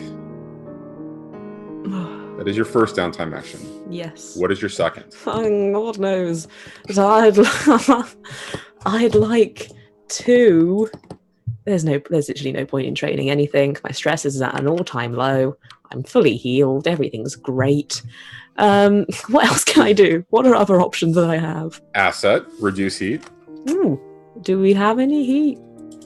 We have 3 heat. We have 3 heat. Is that... That's doable. That's yeah. Really? You're coming after us? Did you see the lightning? Did you see the fucking lightning? Are we really that worth it? No, you're I not. feel like an asset could be very useful in the apocalypse, but I don't know what kind of apocalyptic asset we would need. I'm open to suggestion. Duct tape. I mean, yes, I'll Anything get to fight some Duct tape. zombies. Eels. Duct tape, toothpaste. How are we meant to eat anything if we're just gumming away at the world? So, yeah. Duct tape and toothpaste. I think Any we've other got suggestions? Any reels? Any real suggestions? our... Here's my real suggestion, knowing what's coming. Thank you, Johnny. I would suggest that if for any asset that you are going to go for, that it involves your escape. Okay, good, right. Maybe Well, a plan not a B. boat again. Maybe something to do with our train.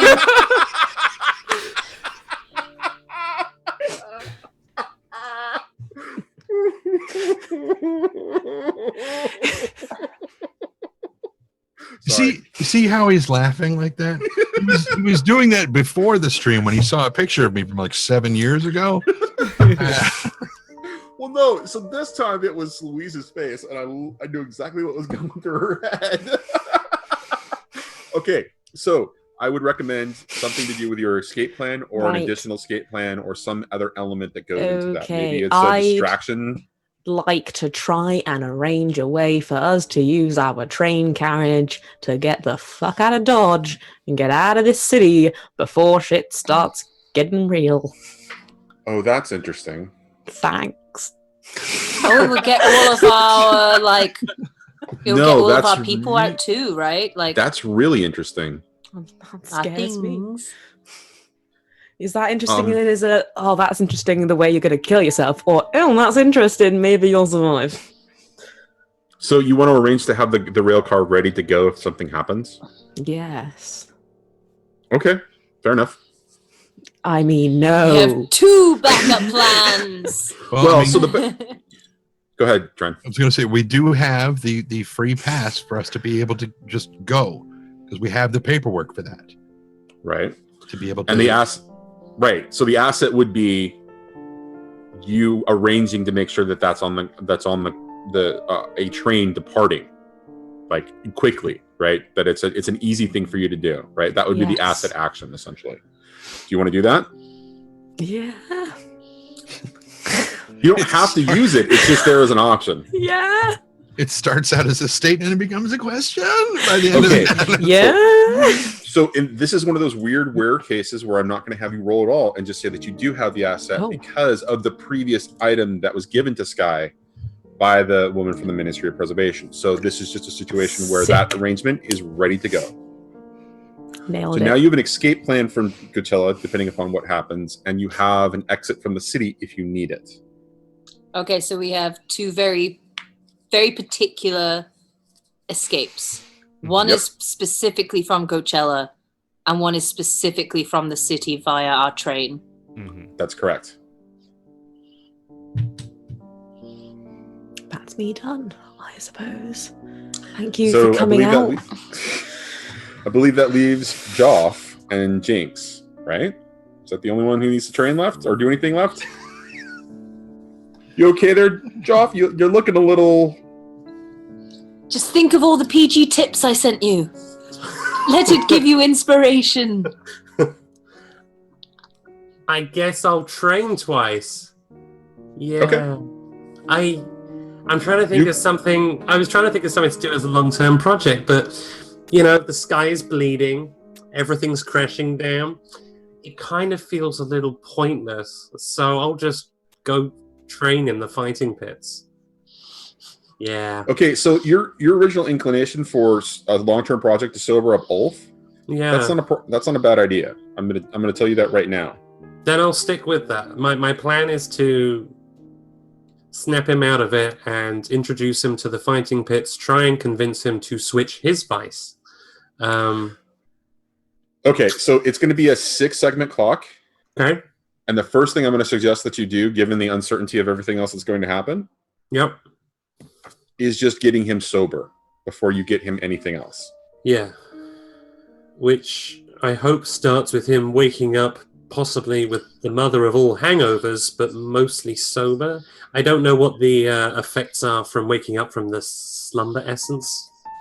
Probably not very good. Right. Probably uncomfortable. I'm hoping he doesn't remember. So what do you want to roll to make that happen? So the act of sobering him up, is that sort of like a consort?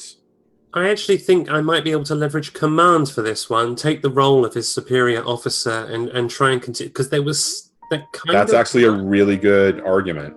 It was kind of working when we, the prison break, so I'm hoping that I could maybe leverage that some more. Okay, that sounds great. So why don't you go ahead and roll that? Okay. I'm not taking a devil's bargain for this guy. Are you sure? Come on, man! You're my easy devil's bargain. You're my easy devil. What would it be, Johnny? What would that devil's bargain be? What would your devil's bargain be?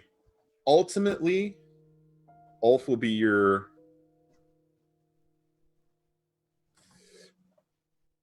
ultimately, Ulf will be your worst enemy. Ugh. It would be nice to have a nemesis, though. Well, isn't that Mercy? Oh, I mean, Yeah, Samantha. oh. I mean, No. That was mercy. No. A. He said a nemesis, not 3. He said Yeah. it would be nice to have a nemesis, which is No. okay. No. I don't suggest taking the devil's bargain. You should just No. roll it. I'm not going to take the devil's Yes. bargain. I will take some stress if that's okay. All right, go for it. Okay, so there's risky, standard, 1 bonus dice. Here we go. Hey! Wow, very good. So where do you sober him up, just out of curiosity? I'll keep him in the Devil's Tooth. And what was that, Tren? nothing. Mm-hmm. Trent knows where I was going with that question, so. I'll keep him in the Devil's Tooth and have Mistress Kemba, I believe that's the proprietress, Mistress Kemba, assist me with the efforts.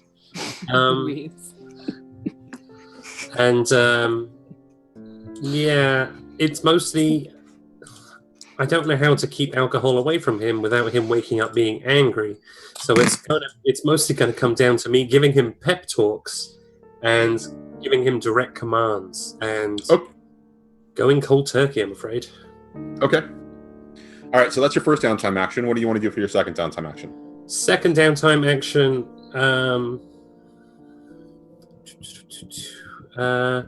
let's keep working on that clock by then introducing Ulf to the fighting pets. Okay, go ahead, roll it. Okay. And actually, for this one, can I leverage skirmish because I want to fight him? Sure, Do it. that works. Okay. Skirmish, risky, standard. No bonus. Hey! So, post all the events that are happening tonight, Ulf will be a sober Ulf, and you will be able to have a conversation with him. Hurrah! Okay, great. So that is all the downtime actions. Now, we're going to open back into the scene of free play with Sling and Ari arriving back at the rail car, where I assume she's going to find the rest of you. Go. Sling's still silent and still shaking. And Ari's just gonna kind of lead her past like everyone and basically take her straight to where Sling has probably kind of made her own corner, her own quarters of sorts. Mm-hmm. And Ari's just not going to say a word. She's just going to walk her through. And anybody who tries to kind of say something to her at this point, you just kind of get that look of like, now's not the time. Well, fortunately, Hocus doesn't give a fuck about that look because there was 2 gigantic lightning strikes across the It's sky. fine. And It's fine. his first question is, what the hell was that? Did you have something to do with this, either of you? Ari's going to look over to Sling, and this is where I'm going to suddenly go meta. Do you think I know exactly to what level this is kind of hitting you right now? Or do I just kind of get that it's big, but I don't have a clue, so I might be more argumentative still? You know that obviously Sling is a very talkative person, and especially when she's annoyed. So the act of her being just completely silent and not even looking at anyone, just like staring straight ahead, is like something fucked is happening. So maybe at this point, a more Ari appropriate move would be to push you to go continue towards your quarters and then just argue pointlessly back at Hocus. All right, so I'm going to argue pointlessly back at you. And she say, so now you're suddenly Mr. Geography. Now you suddenly get what's going on in the skies and what's happening to the earth. It's just these 2 random girls that you know who walked in through the door's faults, of course. It's fine. So, I take it the Goatchella meeting went well then? Yeah, well, goats are goats. People are singing. There's going to be food, the best food in all of Duskfall. And she realizes that she's kind of pointing to no one in agreement with this because Sling is continuing on to her room. So No one was expecting to be it's held happening. that We've show, got then. Goatchella happening. Things are going to be crazy. We'll all take a bunch of drugs and it'll be fine. It'll be Goatchella. That's as long as it remains Goatchella, we're fine. All right. Hocus is going to try to maneuver around Ari and start following Sling towards her No. room. No. No. I want to try and step in front. Sling just said, no. No. No.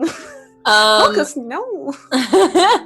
would this maybe be like kind of a finesse or skirmish move to try and really into his way? distract Hocus and get into his way from getting to Sling? I think this, while we could do a mechanical roll, I love the idea that this is more role play or narrative. Okay. If we can do it that way, just because it what it does is it really kind of gives you both free will in the situation versus taking away either your ability to do something if you fail or his ability to do something if you succeed. Right? Got you. So. And you think you're going where now, Mr. Ghostman? I think I'm going to talk to Sling. I've heard your answer, which is obviously complete bullshit. I want her take of what happened. Well, maybe if I didn't get such a bullshit question, I would give you less of a bullshit answer. Just for now, I think, she clearly isn't in a talkative mood. And that in and of itself is telling. Excuse me, and he will try to dodge around. Why would you talk to someone who doesn't want to talk?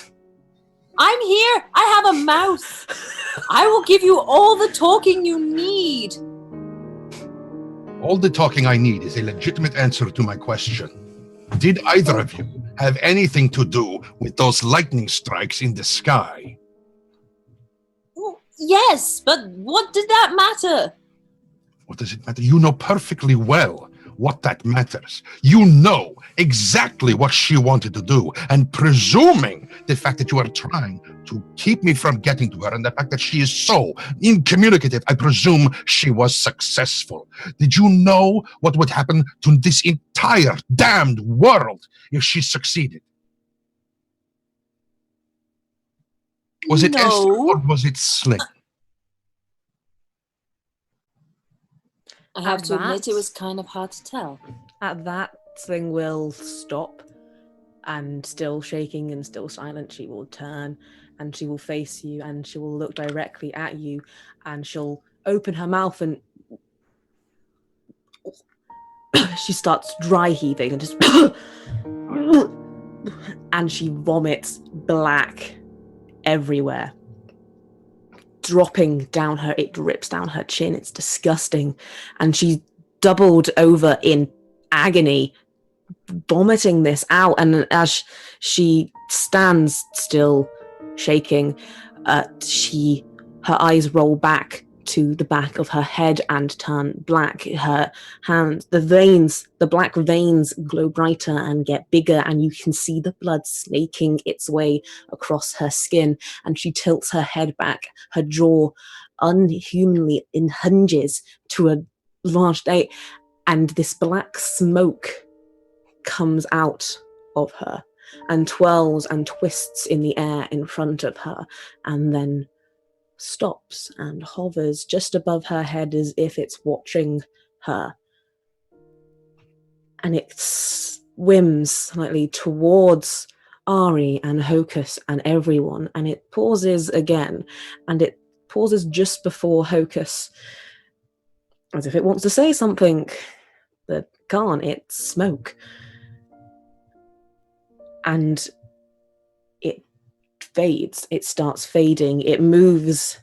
The wind catches it. And it's gone. And Sling is doubled over in assumably agony, panting very hard. Ari's going to turn to Hocus and just go, now look what you made her do, and walk over to her.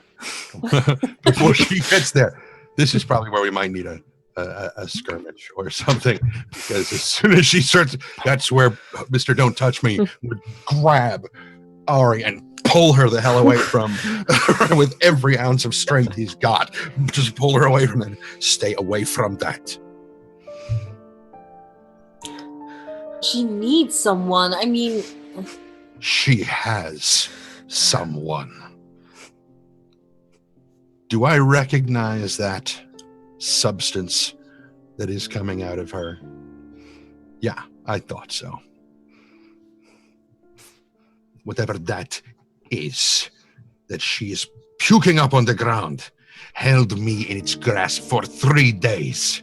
You wanted to know what it is that made me the person I am? That is what has been hunting me. That is a piece of it, right there. And it's in her. And if you go anywhere near it, it will get into you too.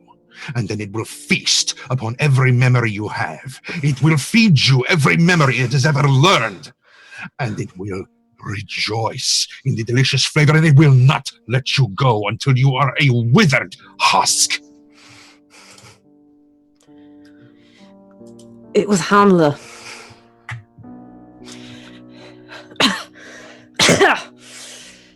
It was Esther's mother. That.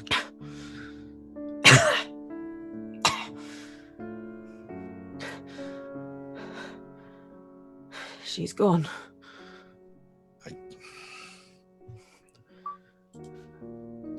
Just you now, then. Just me.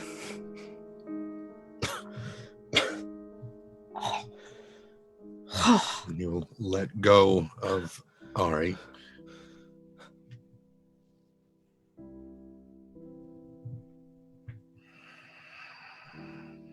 And you will just collapse the lightning hook down to its smallest size and just stand there like he's just waiting for something to go wrong.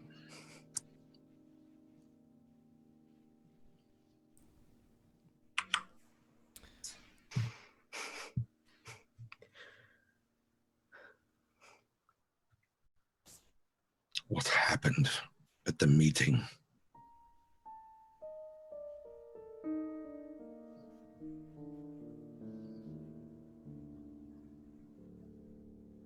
They shot him.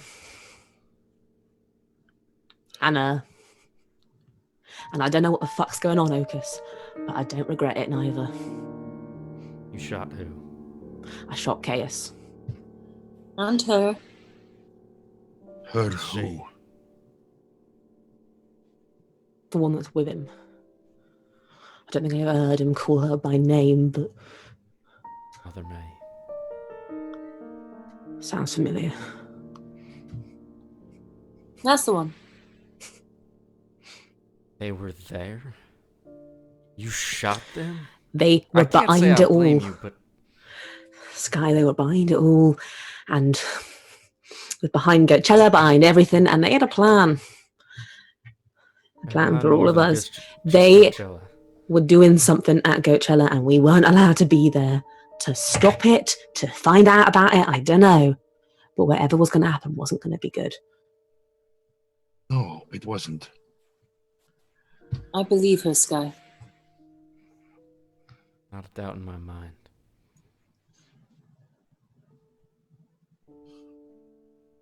We may not have been allowed to be there, but Talk and his people would have been. They would have stopped him How do you know? because he told me so. You're going to trust his word? Did they stop him before, Hocus? Did they stop him before? They have tried. And they failed. Could we afford to let him do it again? This world didn't get any worse. You may have simply just handed it to him. We were told explicitly that if he dies, this world will get a lot darker than it already is. And while I can appreciate Esther's mother's desire to seek vengeance for her child, the fact may be that she could well have just condemned every child in this world to the darkest time ever known. And that, in and of itself, is one of the most unmotherly acts I have ever heard. You're not a mother, though, are you, Hocus? I have been.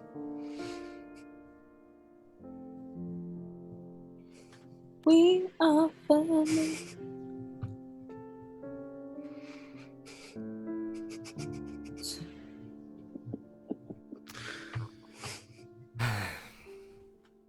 So what does this mean? Hocus. That lightning strike wasn't anything good. We can assume that's what it came from. But what does it mean? Does that mean... Well... I The believe world that is means... darker now that there are 25 or No, 24. there's less. I believe the equation is further out of balance. Rather than getting better, it's getting worse.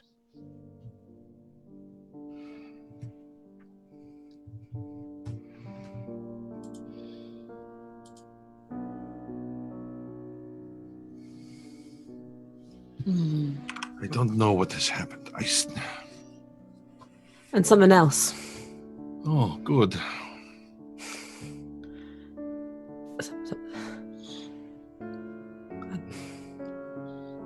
Something else.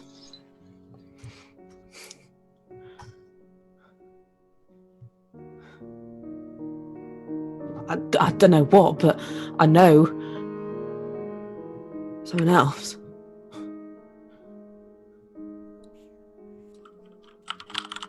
Right. Something dark.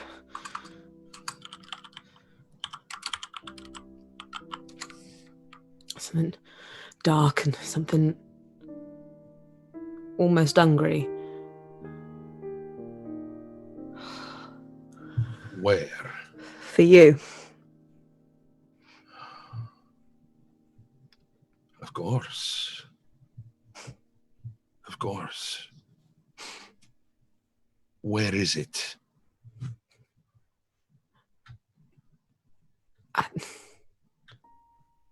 I'm not sure. Do you carry any portion of it still? I don't think so. I feel empty than before.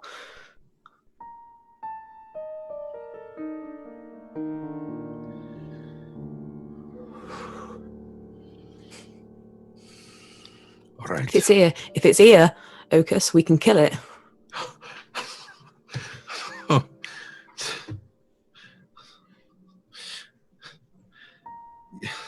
Isn't that what you wanted? That's what you said you wanted, vengeance. No, I said I want.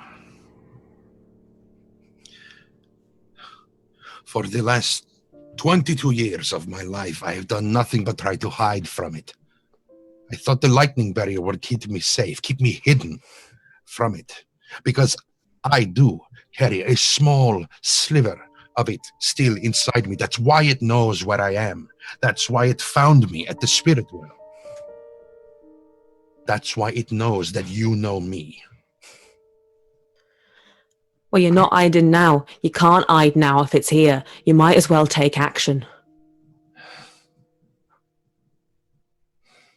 I don't know what action I could possibly take, but what makes it worse, being the one who got away. It has consumed entire villages worth of people, but I got away. And so it wants that last piece of itself back. And the worst part of it all is the fact that there is a very large portion of me. And he turns towards Sky and says, you've seen it. You know the touch of sunlight on your skin. You know the feeling of damp grass, green grass beneath your feet. But you've only seen it once. Only that one time. But you have never seen a sky full of stars above your head. For countless days and nights and months, a life full of bliss and love and wonder and beauty, and it is all inside that thing. All I have to do is go back, and I get it all again. And I want it. I want it. It was this sliver. You know, this was the thing that said, when those words to blow up a lightning tower came from my mouth, it was not me who thought up the idea. But it came out. It was his idea, its idea. Open a hole so that I can get to you. Try to find a way to get outside the shield, blow up a lightning berry, but also give it all of Duskfall. It was its idea. So do I want vengeance? Yes. Yes, of course I do. It hurt me, and I want vengeance. But more than that, I want to go back and put an end to it, finally. I'll play the part of dessert, no problem. Because it means it's over, and I can move on. There will be no suffering as a spirit, wandering aimless to the city for me. I will simply be an aperitif.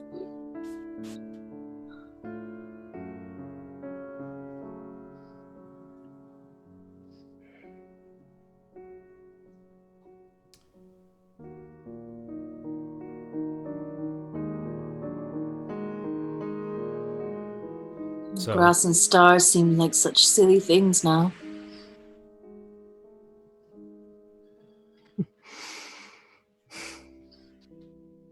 we're all a dream.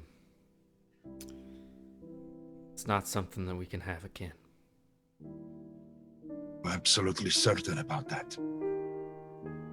Because the only thing that keeps me from being like him is hope. And if you dare convince me that there is no such thing to be had, you are not going to like the person I become. What do you want, Jot?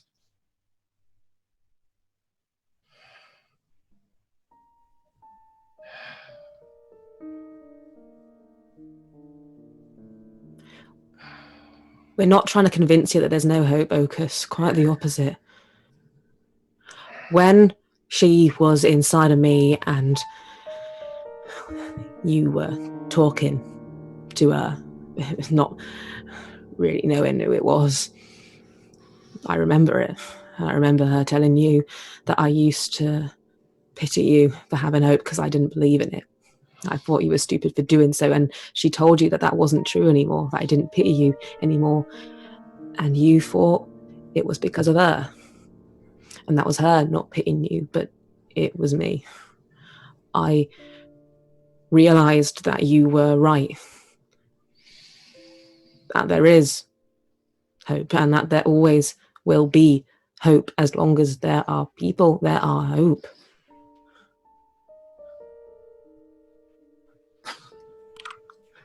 This day just gets worse and worse.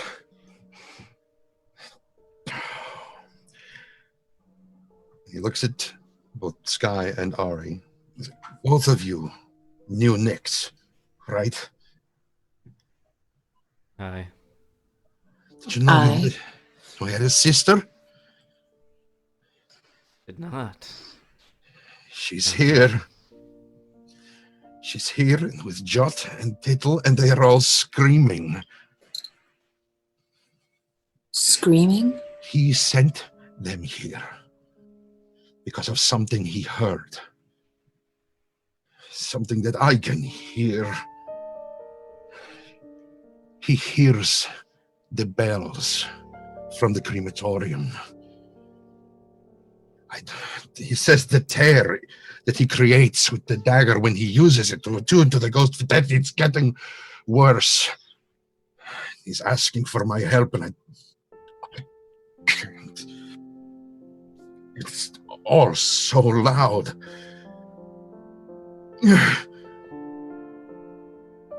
God, we need to... Do you think we could find talk? We need to figure out what the repercussions are of what has happened. He's the only person we know who could... You can make that happen. The last I saw, he was in Battlecleft, but he may be moving now. We've got to do something quickly.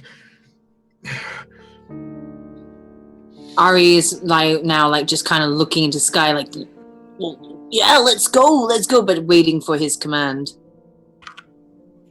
Unsure as to what actually to do to take action, but keen to do so. I doubt he's still in Barrowcleft at this point. With the sound of thunder ringing over Duskfall, I can only imagine one place where he'd go. Straight to the source.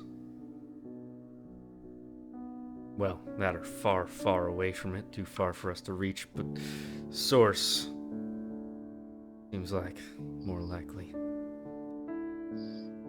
Can I also hear the crows? Oh yeah. And they sound like they're coming pretty much from a specific location?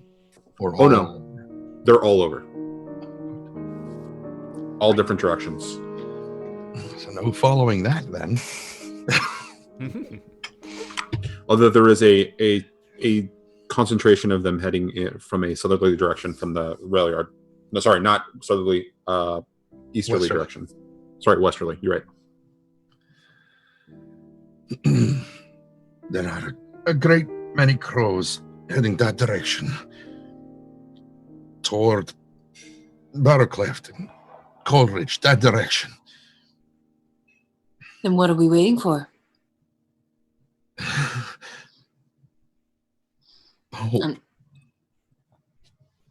And Around me, there's always something like that. And she just keeps walking towards it before turning away and just heading that direction. So as you all are leaving your rail car, it's being moved onto a track in preparation for the plan that Sling set into place previously, given the conversation that happened, the downtime action. And Sky, out of sheer desperation, one of your rooks, away from his drug den, he's looking for you aimlessly around because he had heard a rumor that you were spending time at the rail yards. And he stumbles up to you and he says, I don't have much time, but I bring you, I don't know what it means.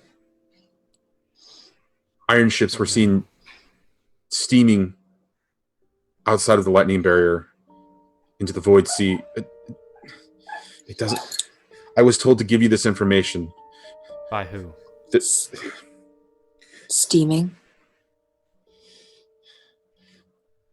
I can't say. It was incredibly unusual, and I was told to deliver it. I'm on my way on that train right there, and you can see that there's a train getting ready to head south. I'm getting out of here. There's too much weirdness. I'm going back to Aruvia. Whose ships were they? They were the Leviathan hunters, the noble families. Everyone that had a ship, there were some 20 of them steaming out to sea. And who wanted me to have this information exactly? I was just told that I've got to go. And he starts to break off and run towards the train that is, making final preparations to leave. Well, seeming more and more like we're on a sinking ship. Indeed. All too well. We keep going. Okay, so we're going to cut to where are you guys heading specifically? There are a couple of options on the table as far as I've heard you guys discuss. There is the location of Goatchella in Ankyart Park, or you can go to Barrowcleft to find Talk and his group at their location, or at least that's where you assume that you would be able to find them. Or is there someplace else that you want to head? Where was Hocus specifically wanting to go? West. You were just wanting Towards to follow the crows, right? We're wanting to follow the crows. Okay, so in following the crows, let me narrate the montage that gets you there. I'm assuming that you're taking your goat and carriage. Yes. Making your way from the rail yard through the streets of the districts, using Hocus as a general guide for where the concentration of sound is. You see that there's a little bit of chaos on the streets post the circumstance of the lightning strikes. There are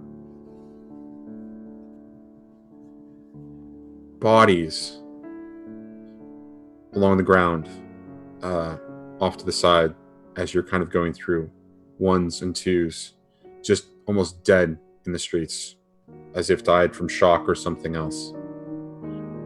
Hocus, in your pain with the noise of the bells and you catch a glimpse of one of these bodies and you realize that their life essence have been drained.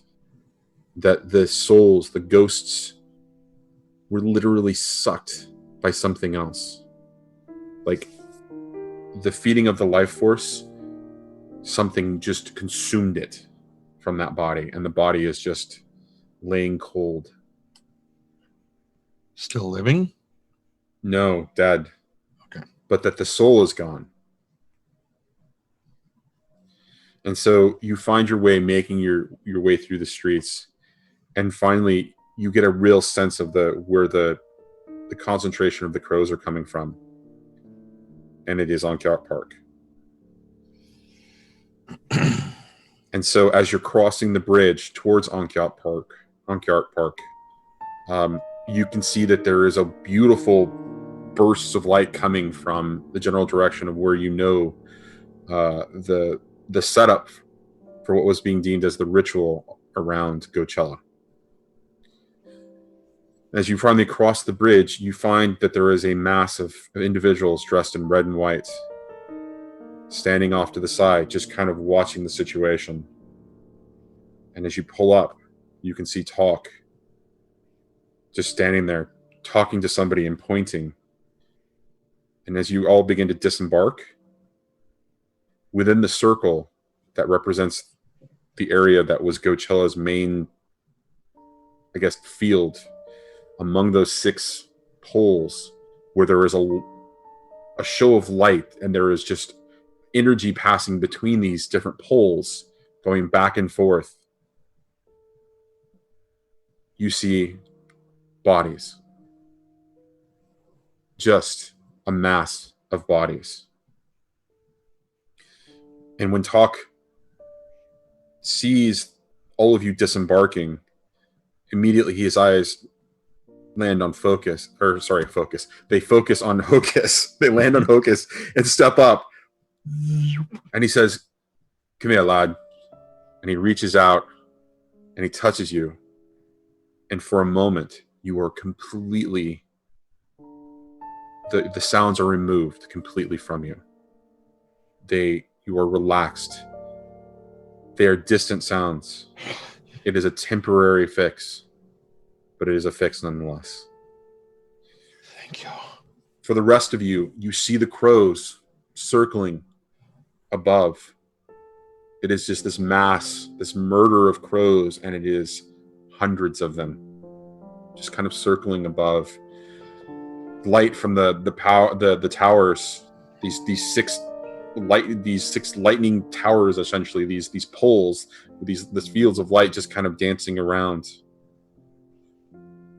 just kind of circling above, and you can hear them.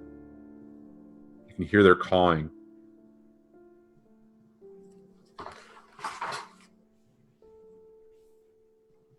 Why are you here? Talk looks up at all of you. Why did you come?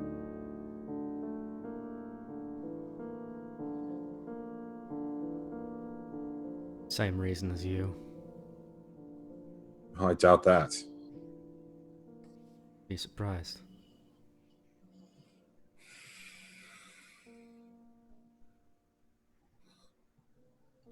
Something's changed. Tell me what happened.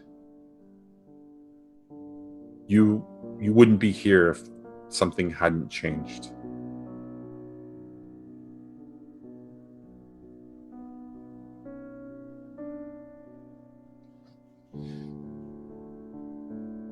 Hocus just turns his head towards Sling.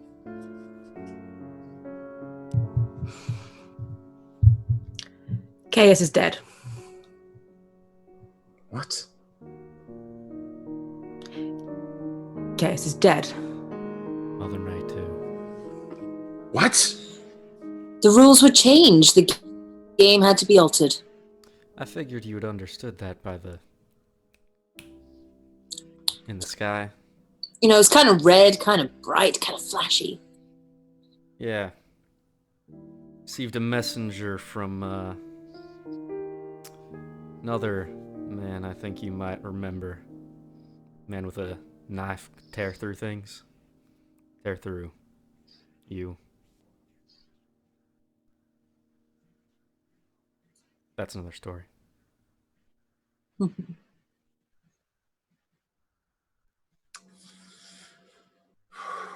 We knew something had changed. We could feel it. But we thought it was something else. What? And for the first time, you hear something incredibly distant to the north. Sort of a whistling sound. But it's incredibly far off. What did you think had happened?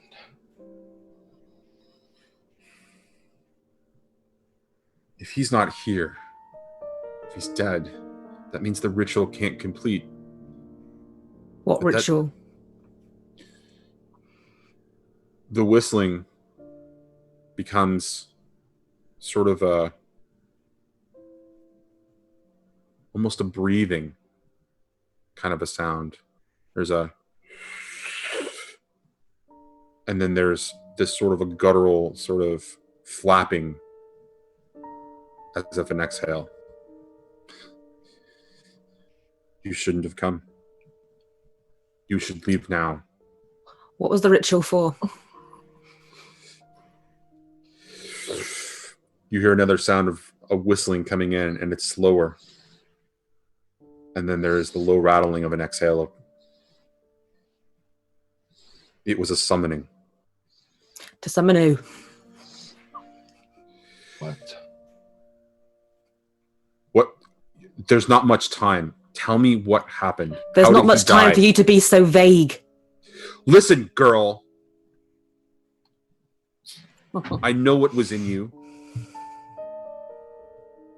It ain't in Wanna me no survive. more. If you want to survive this, you will leave now, or you will tell me. And again, you hear the sucking, and it's louder. And the Caius flapping is dead. Mother May is dead. What the fuck does it matter how? What was being summoned?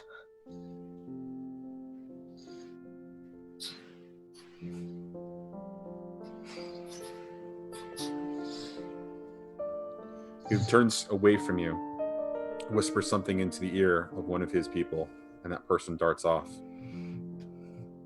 Well, you soon find out anyways. And he walks away from you. Again with the fucking vagueness. Perhaps if you were a bit more helpful. Is there anything we can do? You can get your people out. Does destroying these poles not help? It's too late. And the lightning between them, every time you hear the breathing in, the lightning between these particular towers strengthens. What And are when the you? breathing comes out, What are you going to do? the only thing that we can. We're going to fight. So there is a sense of hope for this? I told you before. There's no hope. And I refuse to believe that, or you would not be here. You would simply give up and succumb to whatever else there is. You could have broken the pillars already. You could have moved the bodies. Why didn't you? Because we knew that Caius wasn't supposed to die. Game's changed. Yeah. Person comes back to him, whispers in his ear. He gives an order, and they start to spread out. And they spread out around, just in it's sort of a circular pattern. And up steps the willowy woman. between all of them as they all start to link hands, and she starts to whisper something as she leans forward and then kneels on the ground. I'm telling you that this is your last chance to leave. Can I help? And at that, you hear what happens to be one of the largest crashing sounds as something slams against the lightning barrier just behind you to the west.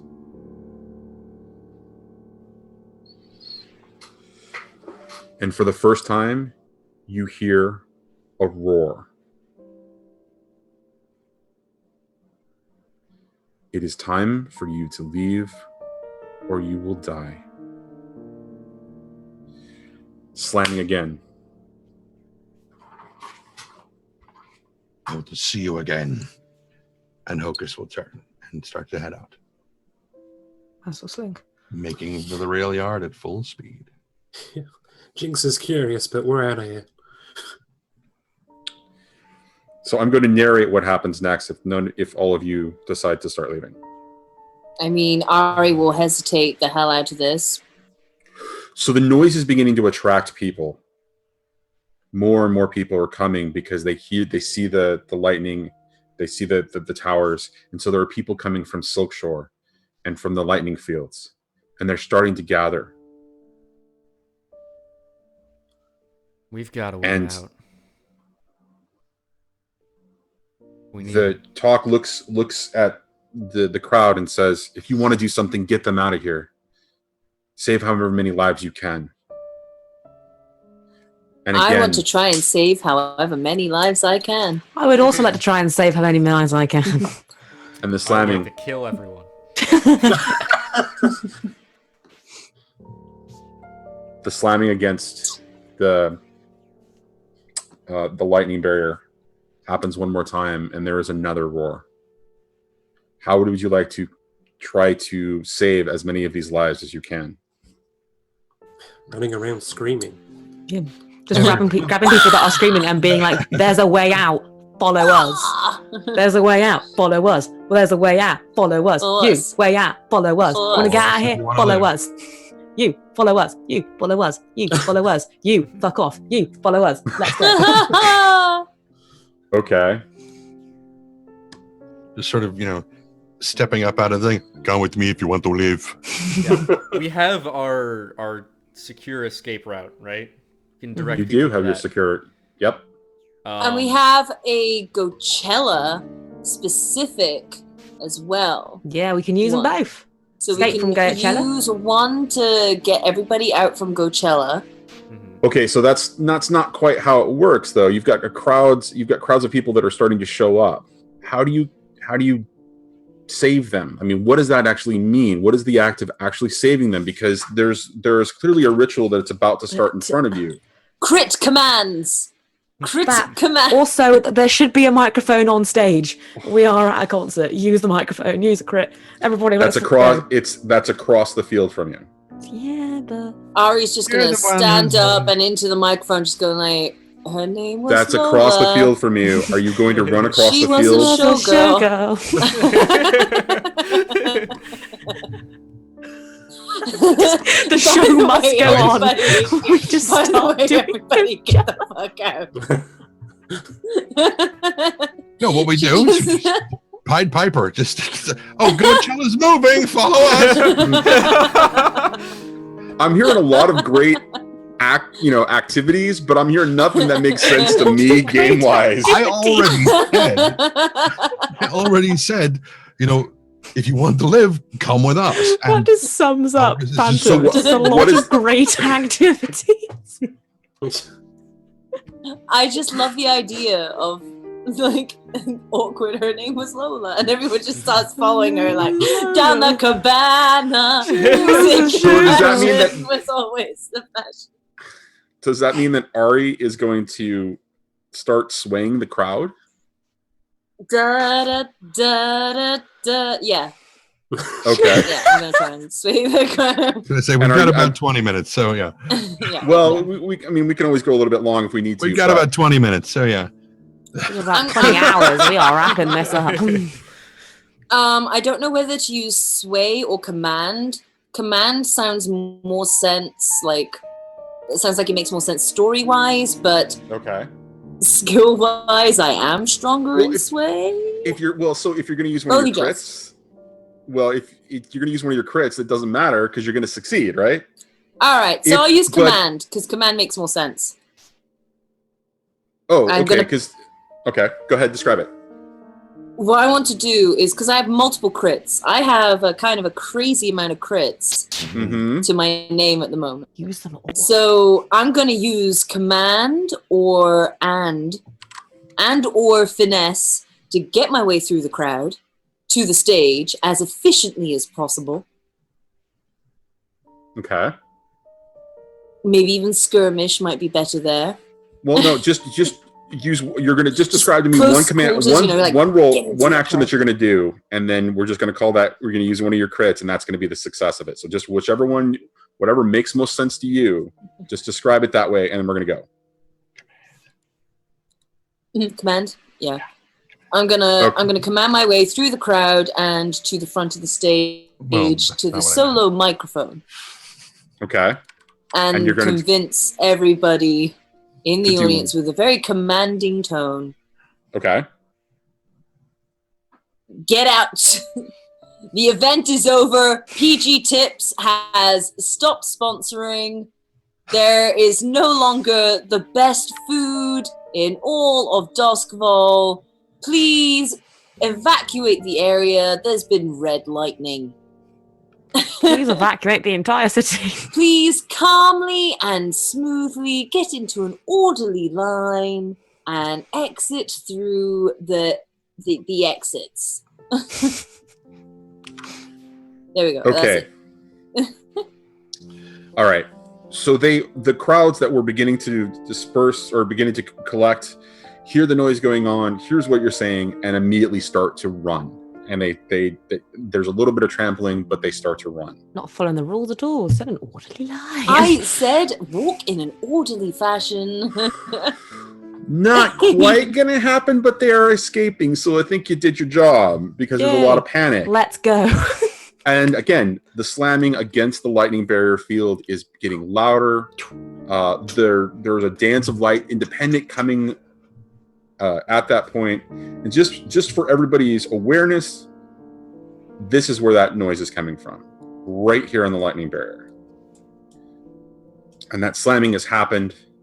And as you are all assembling again at the carriage, getting ready to make your escape, you see that the ritual, whatever the ritual is going on, the willowy woman standing in the middle of the circle just is continuing to chant something ancient and sing some melody that just is almost unearthly. And she's standing now and she's kind of swaying to this whole thing. And Talk looks at, but you need to go. I can't protect all of you. You need to go.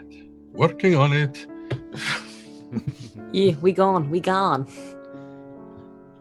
And so, as you begin to make your way across, I don't Go want ahead. to leave, personally. Not, Well, then not you don't- yet. I need. you to see don't what have to happens. leave. Okay. Well, you can get across. You can either wait there to see what happens. I want to. You can get across and go over here and see what happens. Or what are you doing? I want to approach the willowy woman. She's in the middle of a ritual circle. In the middle of like essentially a chant. Standing I'm not on gonna- dead people. I just want to kind of stand in front of her and try to kind of mimic what she's saying. What? What is it right? What I'm really trying to do is I'm just kind of standing around studying her a little bit Okay. and trying to just memorize the words a little bit. And if Okay. she's starting to sing, Mm-hmm. hum along at the very least. Basically just trying to study what she's doing and what this ritual is. Do you want to use study to do that? Is that what you're? I mean, is that the action that you're going to take, or is it like a survey? You've got 4 crits. You can use one of those crits to figure out exactly what's going on because it's a crit and it's the end of the season and et cetera, et cetera. Yeah, I'm willing to do that. I want to attune to the ghost field to do that if possible. Oh, okay. Well. You are more than welcome to tune to the ghost field. Cool. And I'm going to use a crit. Okay. So, just out of curiosity, Hocus, are you attuning to the ghost field at the same time, or? Oh, hell yeah. Okay. Just out of curiosity. So,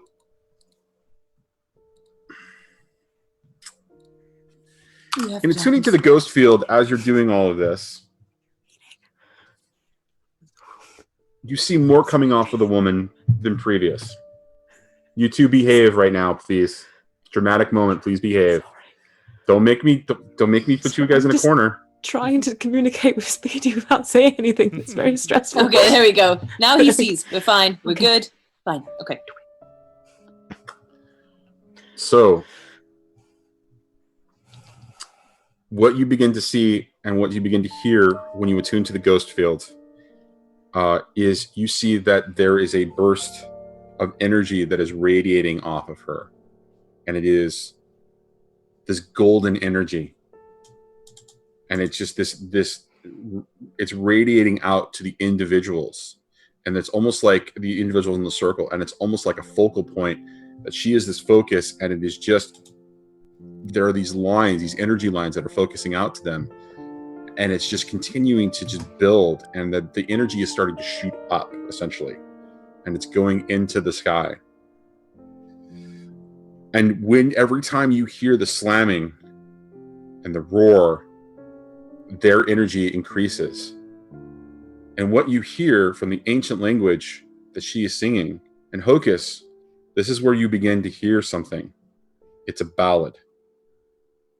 And she is singing a ballad in a very ancient tongue. And it tells the story of the 6 and 20. The last bastion of hope in a dark world. And she is singing this as her focus. She is retelling the story to focus her magic, her energy, her spirit. And as she is singing the song, to give everyone hope as there is darkness encroaching on the world. And every time the lightning barrier gets slammed, and every time you hear the roar, she sings stronger, she sings clearer, not in the ancient tongue that anybody non-attuned hear, but in the tongue that Hocus understands. And it becomes clearer and clearer. And if you emulate it, you add your strength to that. You add your voice to it. And it becomes stronger. But you feel weaker. Because you are not trained to do this. You are not taught to do this. You have not been made an acolyte of this ability. So you find yourself weakening and becoming tired or sleepy. The more you do it, the more you emulate, the weaker you become. Hocus, you are observing all of this. And you can see that in Sky's case, his spirit is diminishing as he does this. It's almost as if something is feeding on him, but it's feeding into the gold, from the blue to the gold. And you know that if he does not stop, he will die.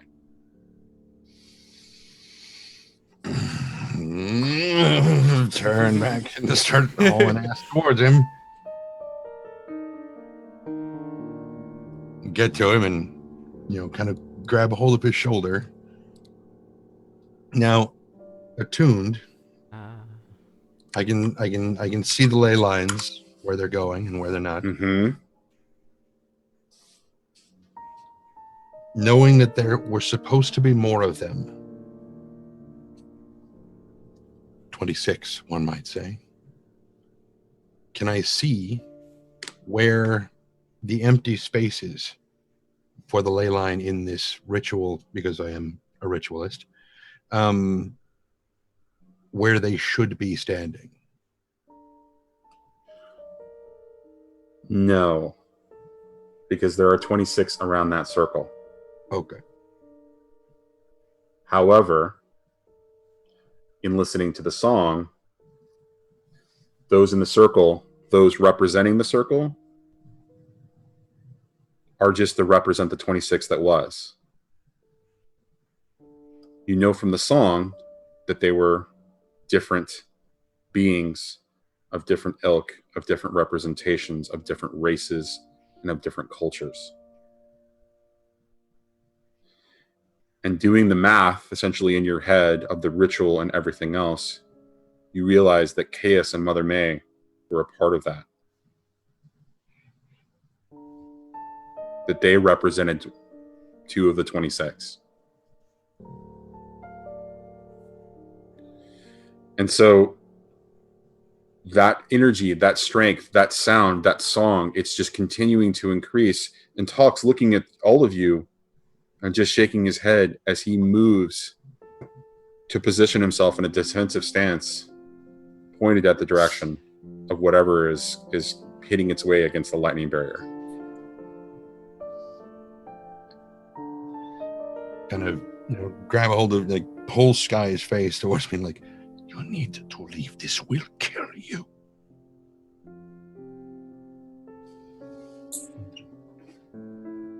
I've met worse fates. Take my word for it. You haven't. I don't intend to die here. Not yet. Not because of these bastards. He doesn't want to leave. But they need help. He didn't last time either. We could have gotten out. The hell are you talking about? You know what I'm talking about, Sky. We could have gotten out. This isn't important right now. We have to... I'm not blaming you, Sky. I'm not. But that boat didn't leave for a reason. What is she talking about, Sky? What's she talking about, Sky? It doesn't matter right now, as he said, but he wants to stay. And I don't understand why. I don't. But if you want to stay... We are in the middle of a goddamn apocalypse. This is not the time. What the fuck is she talking about, Sky?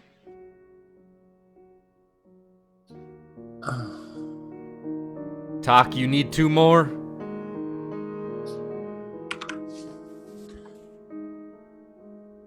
They will never be again. Now go.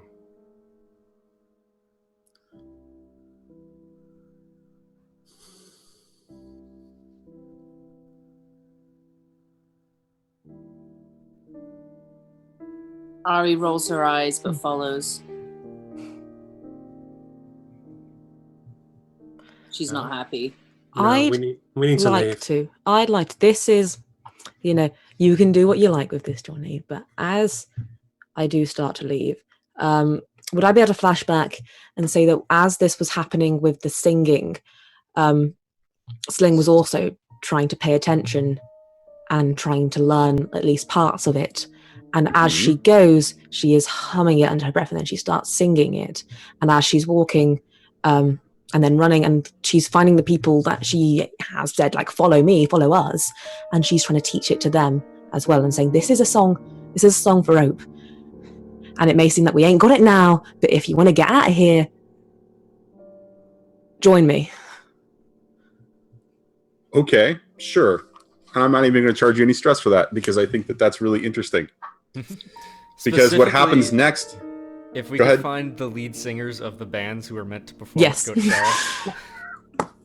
And they have like portable mics. Some of them are like, dead. They would, because they have to jump around and dance a lot, and it'll be louder through their microphones. The bodies in the middle. So I don't know what any of you No, are saying. Axel Goat and Goats and Roses were able to get out. There we go. along with Goaterhead, who wasn't on the freaking bill and was really pissed about that. They were Surprise crashing. guest appearance. But so you do that, and you're able to do that as I guess all of you are trying to escape now. Actually, I kind of want to do something dumb. Do it. I want to stand shoulder to shoulder with Tok, give him a wink, a tune, and get out my blade. Oh man, you would tune and look in the direction. Mm-hmm. All right. Ghost Fighter. So roll your attune. God. Just do that for me. Yep. I'm going to say that this is a controlled situation because Tok is standing next to you, and the Okay. effect is going to be great. Okay.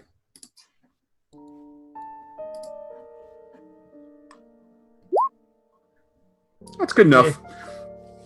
You are petrified in fear by what you see, but you do see it. And the outline of something incredibly massive is throwing itself and roaring against the lightning barrier. Holy crap. And what you see is this incredibly large mass towering almost to the top of where the lightning barrier towers reach, and they're reach for the energy. And it is throwing itself against that. And along with that mass, that major mass, you see it roaring with its mouth. And there are tentacles kind of leading off to the side, reaching for the lightning barrier, trying to bash through, grabbing for the lightning tower that's next to it. Of course there are. So for lack of a better description, Cthulhu has come to Dosqual. Sick.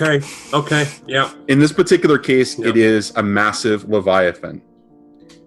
Just for anybody's reference, this isn't the first time that it's happened in Dosqual. Oh, it is Just not. saying.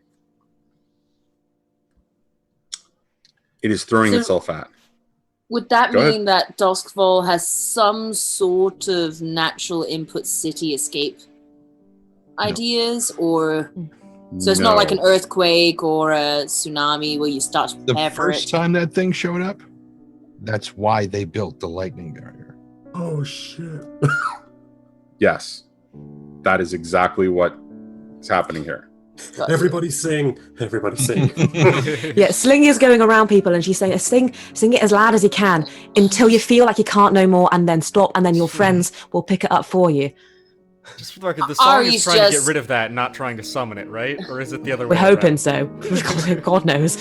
Just to Ari's be okay, gonna so use the escape plan. I'm going to fill in a little blanks meta-wise just to let you guys know what's going on here. Because I feel like there's going to be a lot of questions and there may not be answers. So I'm going to fill in the blanks. Chaos was initiating a ritual around Goatchella and all of the death. In the circle is the summoning for the Leviathan. Oh, Chaos has summoned a Leviathan before to Dosqual. wait. So the song is to bring it or to stop it? I'm confused. No. The ritual was to Oh, the bring- rich. Okay.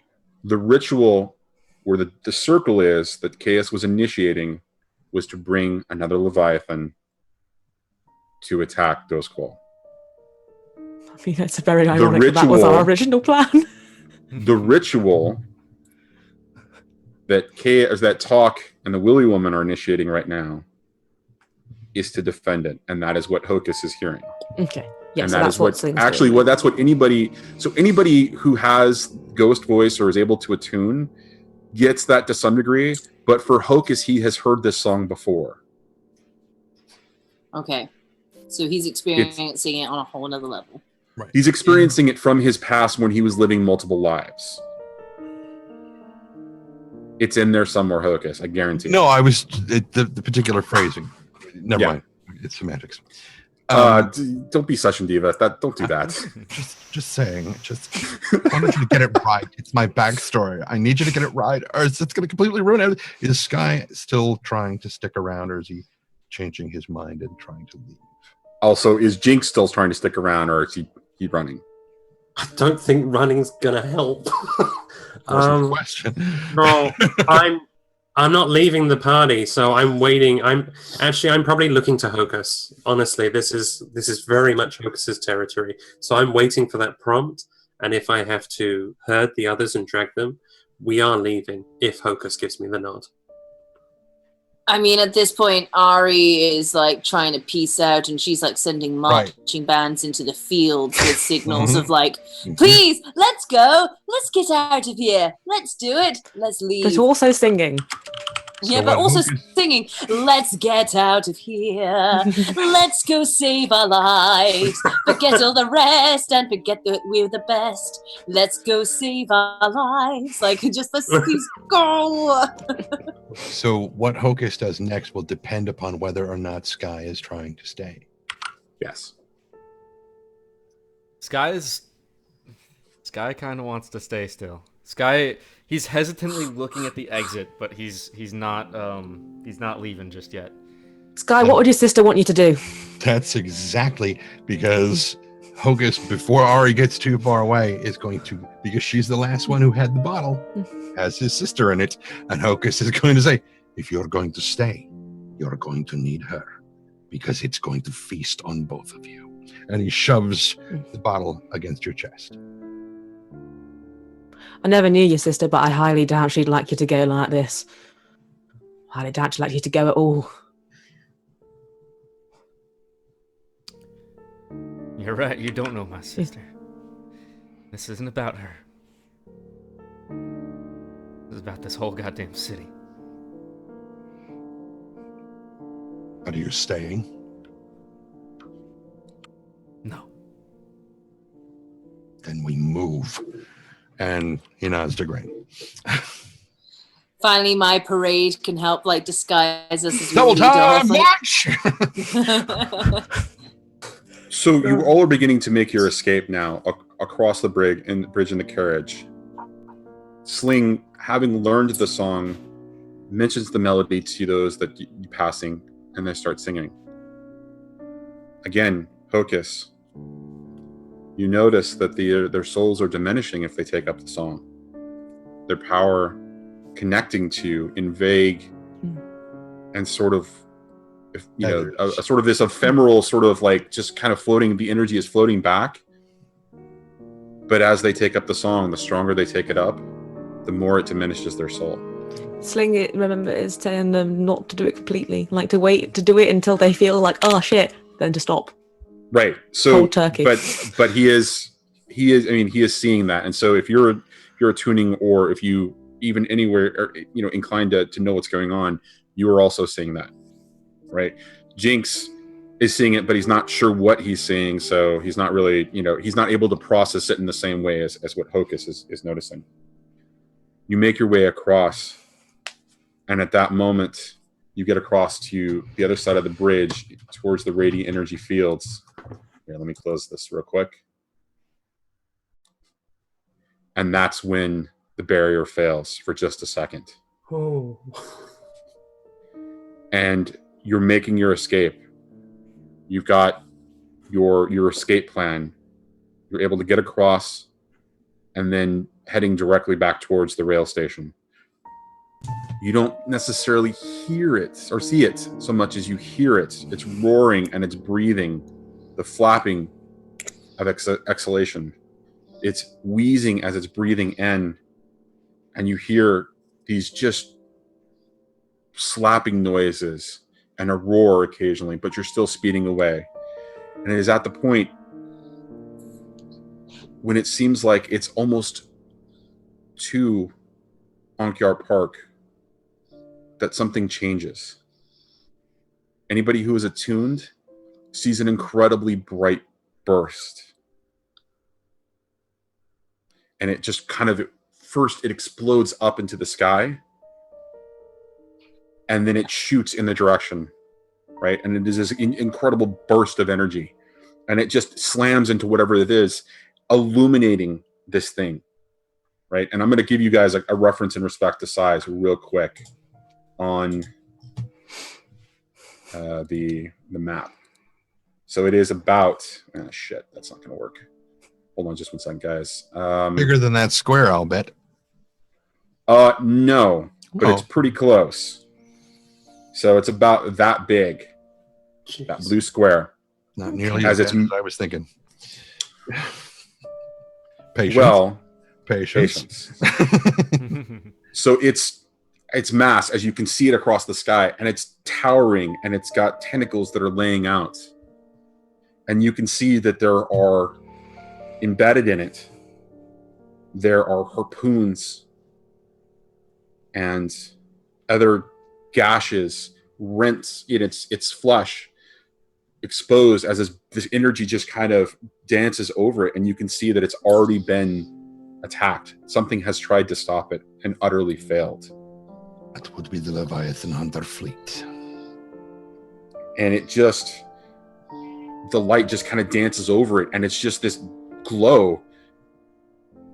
And it is at that moment that the glow just hits it, and it just, you hear almost a cry of just absolute pain from it, and it is a roar, and it is absurdly loud. It is more than just a cacophony. It is just deafening. And then it begins to slowly fall forward. And it lands. And where you can see that you hear the noise that it lands, you hear crashing and crumbling and just devastation under, making a noise. And it is again at that moment, as it comes crashing down, that there is another strike of lightning across the sky. And this time it is golden. And as it dances across the sky, anybody who is paying attention to the afterglow of it sees that there is a shape dancing across the sky where that lightning bolt hit, and it's an afterglow. And if you're looking at the moon, there is a new crack in the sky near the moon. Now, anybody who knows the lore behind what's going on in the sky, it looks shattered. And the moon now has a shatter in it, another shattered point. And it looks almost like there are 4 slivers to the moon.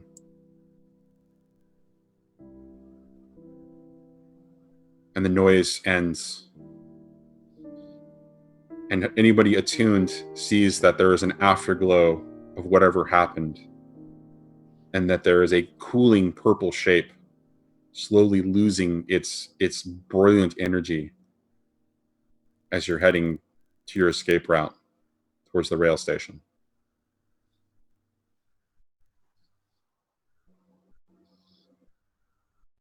I mean, you know me, I'm not usually the one to, well, say it, but did we do it?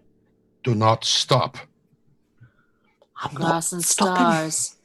They're just but hopes for us, right? And Ari keeps walking.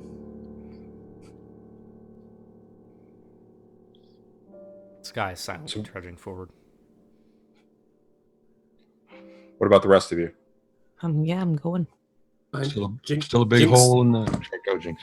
I was going to say, no, Jinx is following, but he's very distant, and he's processing what the hell he's just seen. Still a big hole in the lightning barrier, I presume. No. So what happened was the lightning barrier failed for a couple of seconds, and it passed through. The lightning barrier is still there. It's still operating, but some power gave it enough energy to be able to push through the lightning barrier for just a couple of seconds. Now, from a meta standpoint, that was Chaos's ultimate part of the ritual, was giving it enough ability to get through. Use the people.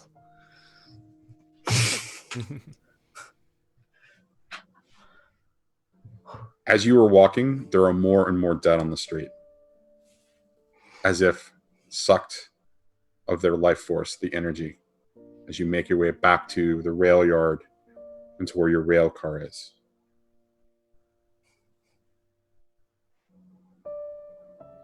And that's where we're going to call scene. And we find you in the aftermath of what just happened. There is a flurry of activity around the rail yard. There are people trying to exit.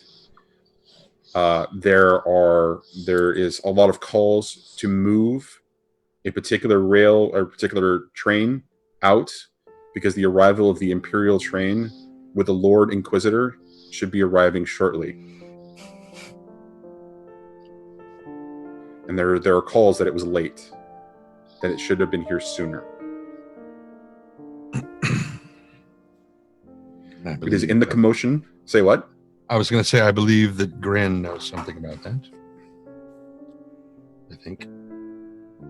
Weren't you told that the Lord Inquisitor was coming? And that means that there's going to be a lot more attendees or guests in Ironhawk? Yeah, I think that Ulf or Samandra that passed that along. I thought it was potentially the Physiker.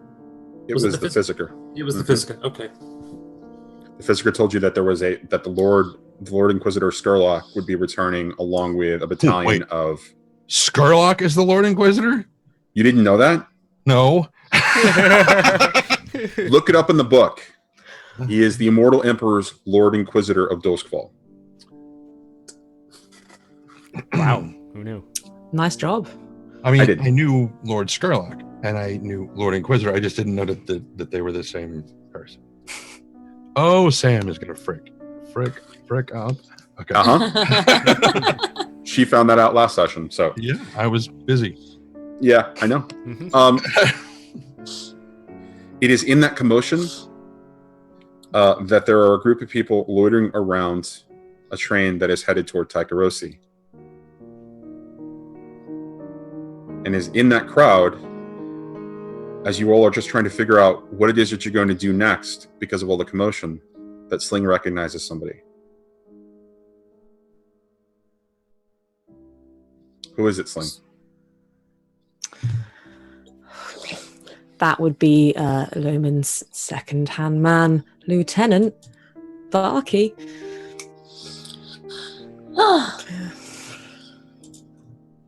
Sling just stops dead in her tracks. I'm imagining she was kind of like a bit in front of at least some people. She just stops. I do believe the point of this right now is that we keep going. Yeah, no. Yeah. Pick one. I mean, I'm with him right now. Just give me a... fuck's sake. We can think about this on the train. We can make our way to Arovia. I can start again from there. Give me a minute. Just one minute. And without really moving away, so everyone knows where she is and what she's doing, she'll take a step forwards and call out to him if he hasn't seen her yet. He hasn't. He is busy trying to figure out the commotion, because the commotion at the rail yard is people trying to leave Doskval and other people trying to react in a civil, sort of like a civil service kind of a capacity. There's a lot of railjacks who are hanging out and paying a really close attention to the crowds. And occasionally what you see is from the railjacks, they are actually operating in the capacity of a gondolier or a spirit warden and hooking things or attacking things that you don't even necessarily see that are there. Mm-hmm.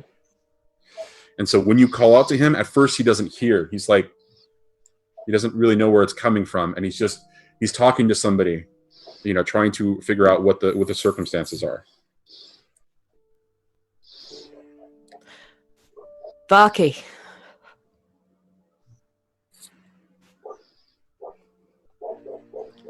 And he looks at you, and he doesn't quite recognize you because you've got your head shaved. And while the lines on your face... I'm going to hold up my rifle. Not at him, as it's pointing to the sky, but I'm going to hold it up and just look at him. And then put it back. And recognition begins to play across his face.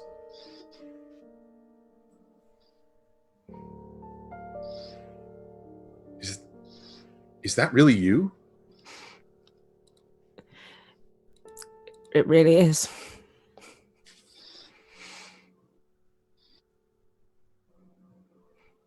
And you recognize the boy that you knew. Is this really the time?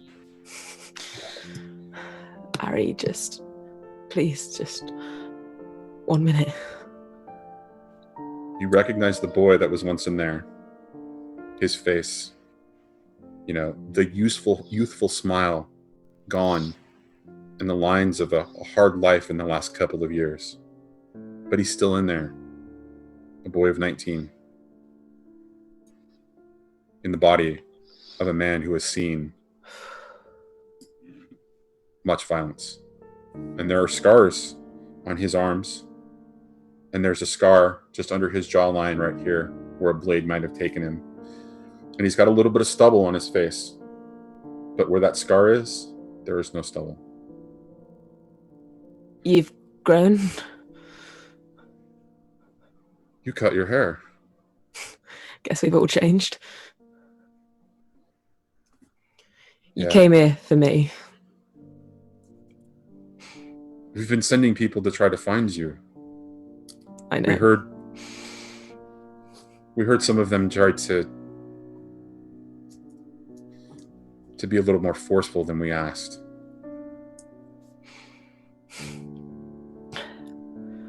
Well, that doesn't matter now. I'm here now. You're here now.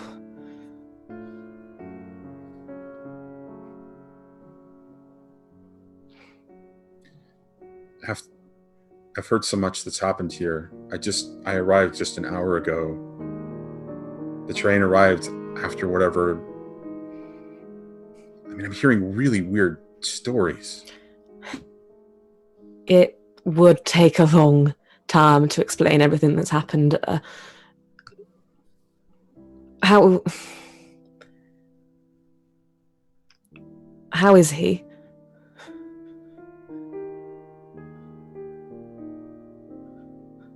And he looks away, a little uncomfortable. He's different. I heard. Braver. Stronger. Colder.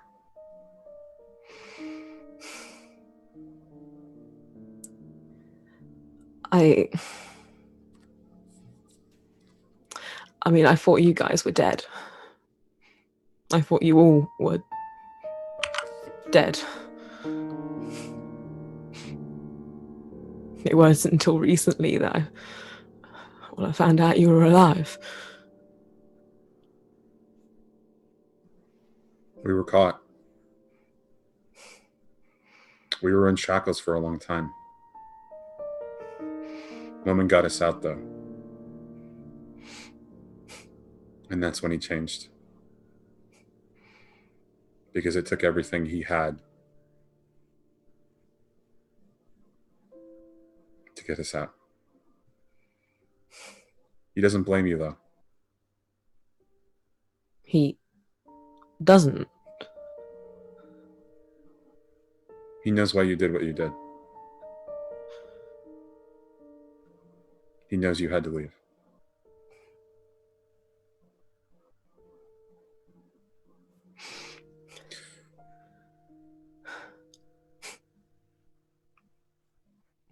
So the wanted signs and the bounty hunters and you. He was trusting somebody else. And I had to take care of that. He was trusting somebody else to be his right hand. And that person tried to do things with an iron grip, which made Loman bloodier and more brutal. But I took care of it.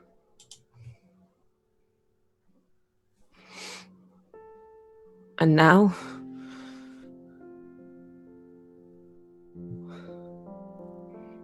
And he kind of shrugs and he says, nothing changes in a day. You'd be surprised. Just going to slightly turn back to look where the Leviathan was. And then turn back. wants Oh you God, back. I'm sorry. Where are my manners? Fucking hell. Oh God, haven't had to do this in a while. Ari, Brynn, Hocus, Pleasure. Sky. This is Vaki Charmed. from Tykerosi. Hmm. From home.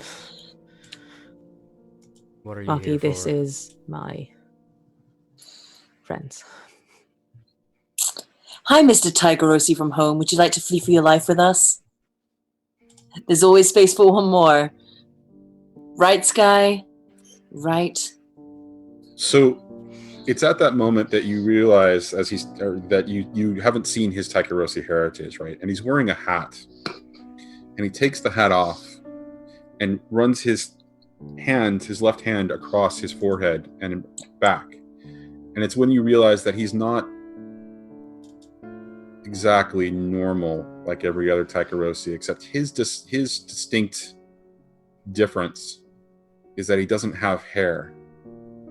He has these weird spike sort of quill things, almost like a porcupine, where his head would be, or where his hair would be.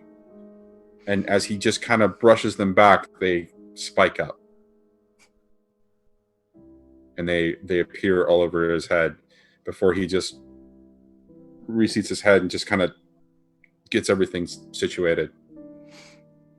Letting you know that he is very different and should be not trifled with. Kind of sending a message. I'll say it again. Why are you here? I'm here to see her. Mixed Not the messages right were time sent. I can see that. I can't imagine that you're not running like everybody else. At least those that are here that can afford to run. We are about to, so if you want to come with us, please get on board that train. I was just arranging passage to go back home. I was here to find her. Not to be... I'm here to deliver a message. And I found her. I didn't expect to, given what I walked off the train to. The Taikarosi train is going home. They're afraid that they are not going to be able to leave if they don't leave now. It may be the last time that anybody gets to Taikaros. And the message was that you didn't blame me, right? No. That was inherent in the message that I am supposed to deliver. What's the message? He misses you.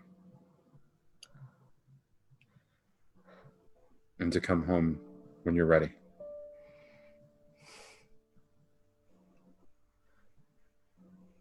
Sling physically deflates.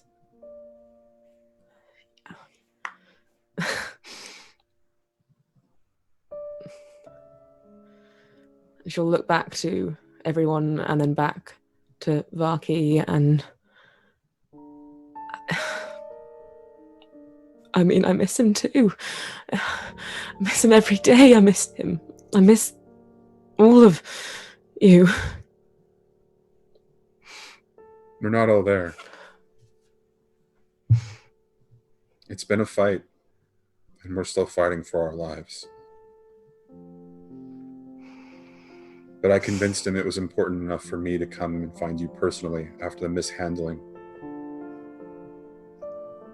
After all the blood that was being spilt to try to acquire you forcefully.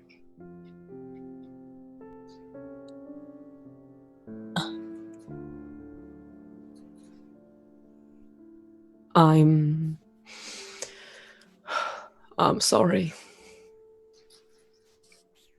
Ari, Hocus, Sky, No. Sesereth. No. You, as it's...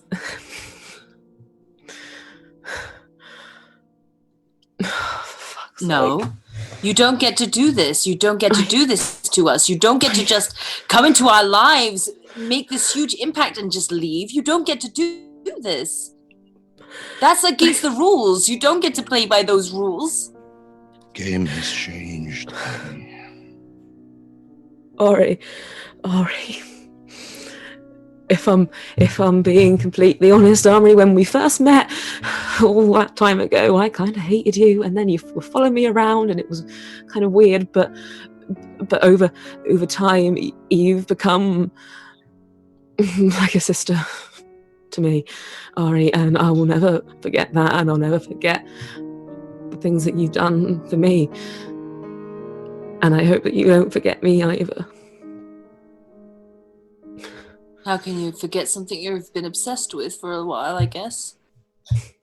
You've always gone from place to place, looking for what's fun in the spur of the moment, never settling down. So why go back? Why go back to something you knew? Because it's time for me to settle down. And I think you Are should do the sure same. You're in a good group here.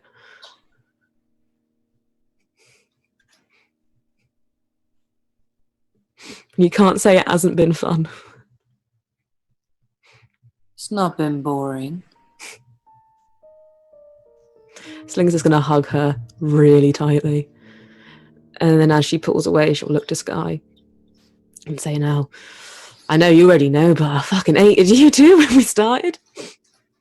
I mean, this and all.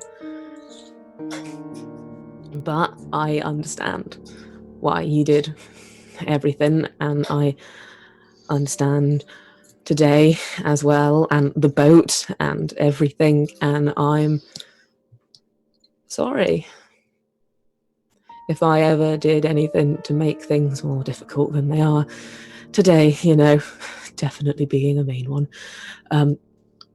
You wanted the city to burn, and well, you very almost got your wish today. But don't think like that. You've got it good here. You've got your sister back. You don't need the city, and the city doesn't need you anymore. The people that hurt you and hurt her, they aren't here anymore. You can't keep blaming people for something that others have done. I just want you to find peace, Sky. That's all I've ever wanted.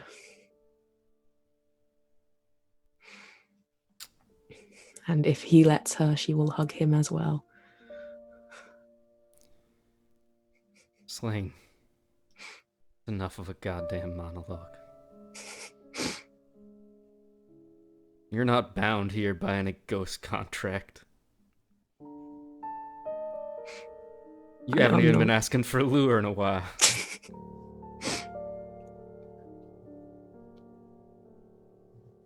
Why the hell should you stay anyways? It weren't the contract that was keeping me here, but I appreciate it.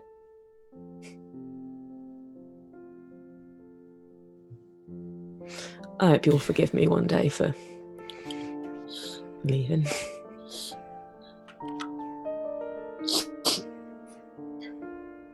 We don't need you anymore. You've got places to be. Good. Get the hell out of here. Gives you a hug. Pushes you away.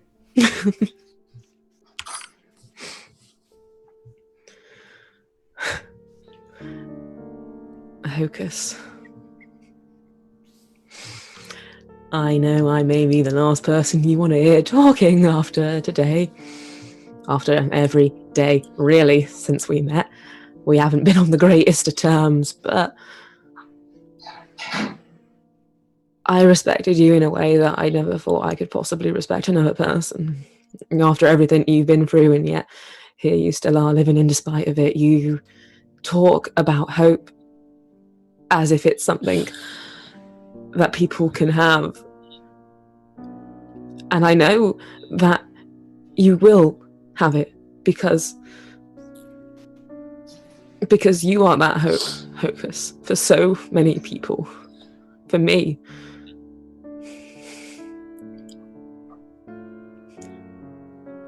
You don't need Drop or Tittle or anyone else to tell you that.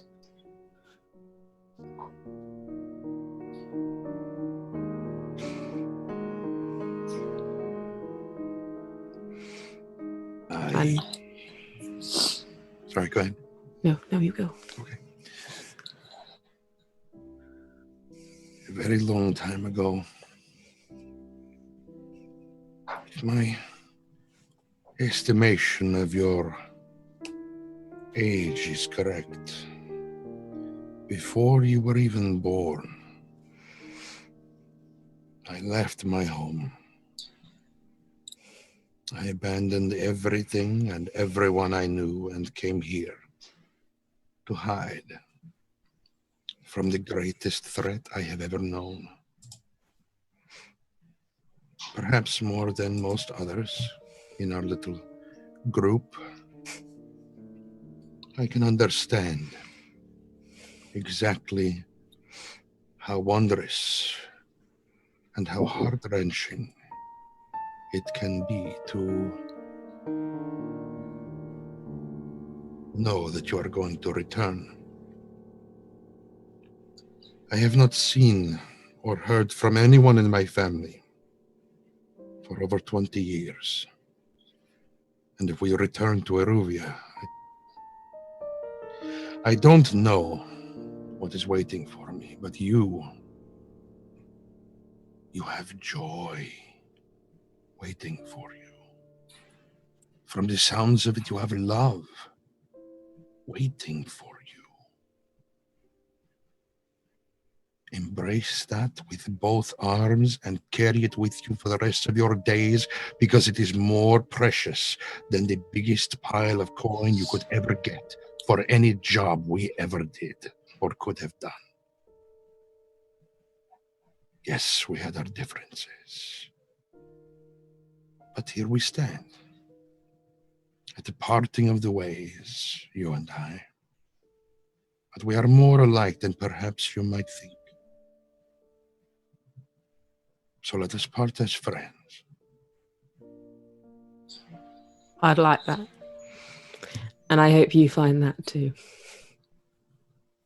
And knowing Hocus's no-touch rule, she will just kind of bow in a weird kind of way, give him a smile, and a thumbs up even. He will bow in return. But there is, since he's still slightly attuned, a single blue misty sort of just something kind of runs down the front of his mask, down one of the grooves in the front of the stone, and he just sort of turns and steps towards the rail yard to get the truck ready, or get the rail car ready. And well, finally, Grin, Jinx, Wrath, Sesereth, friend. I just wanted to thank you. In this whole dark city where I was alone, you were there. You were my friend through it all, from the very beginning. And we were in this together. And we tried to get out of this together. And we failed and we succeeded in many different ways. But we did it together. And you were strong, and you were brave, and you were everything that I wished I had been back home. And I know you've had things on your mind lately, and revolutions to plan, and people to inspire. But I just want you to know that you'd already done it. You'd already inspired me to be a better version of myself, I guess.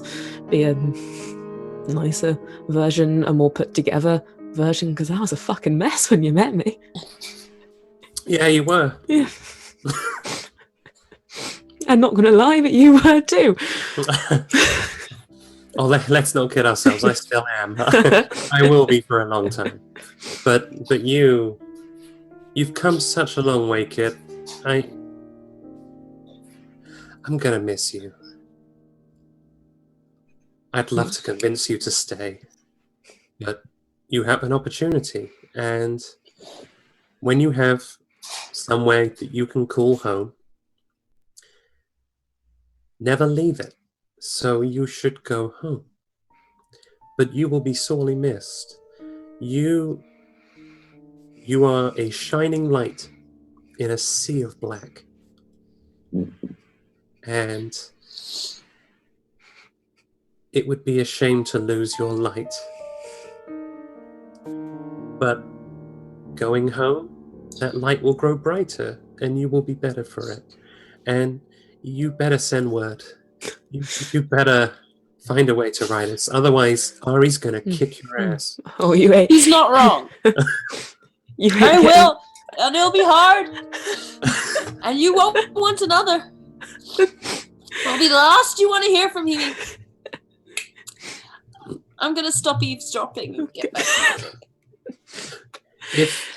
If you ever need anything, Sling, if you ever need us, you just have to send word. We have a train. Likewise.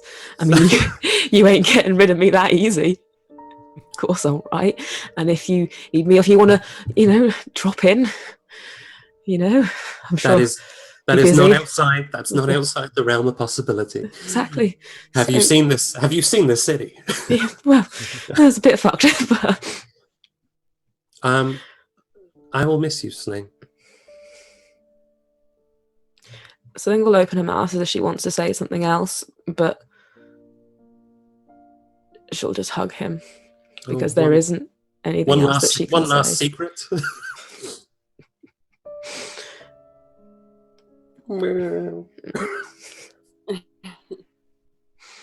Right, well, You're just going to leave me here with all of these men. I get it. I see how it goes.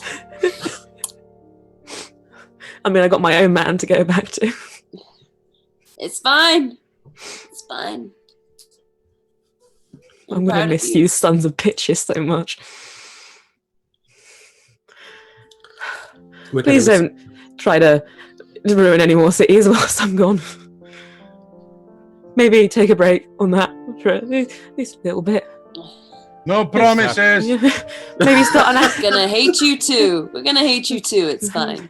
maybe start an outreach program. So I don't know. Yeah, we're gonna start teaching underprivileged Yeah. kids. That's gonna be our new That thing. sounds nice. Goats, goodly educational services. I love it. It works. We'll figure out the kinks later. We'll do it in memory. Oh, the train's gonna go soon, so we best be off. Yeah, the world is ending. Yeah, so Yeah. what better time to go home? Yeah. Barky looks at you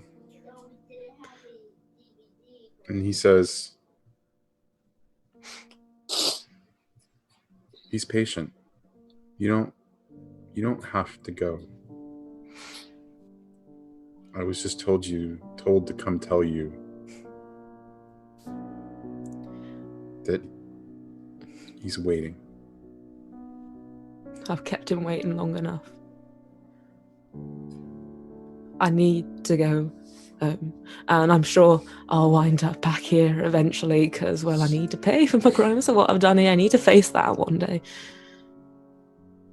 But I'm tired of running away from home and from my problems home. I'm tired of running. I want to stand.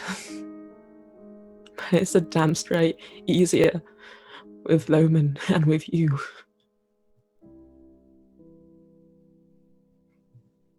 He shakes his head.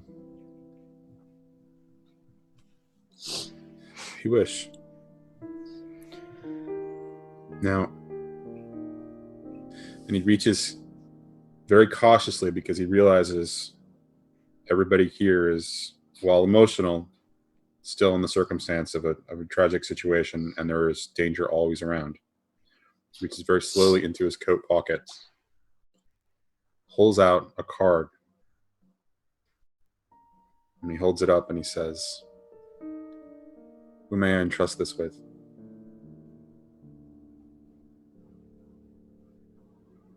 And he hands it to Jinx. He says, "Should you ever find yourself, any of you, in Tycheros, use this card and you will find Sling."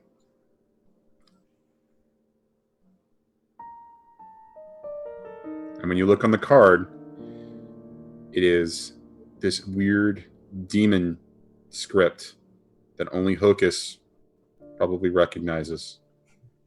It's this just sort of arcane thing. But he says, "They'll know how to find us. We thank you for taking care of her. We cannot pay that debt back." And he steps back. "I'll let you say your final." And he steps away to make arrangements for your passage with him on the train back to Tycheros. It's when Hocus comes back from prepping the train. So what's the plan then for you now? Don't know. Do we ever?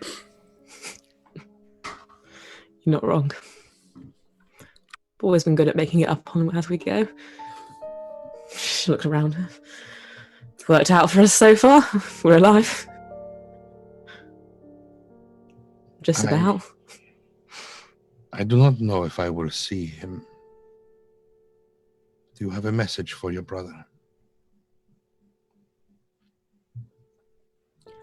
I've left one, but it can't say everything that I want to say, obviously.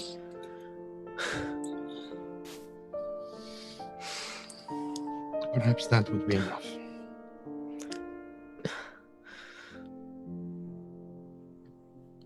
Tell him just one thing.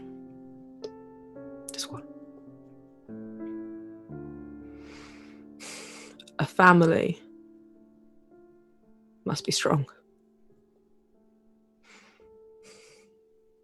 It will be done.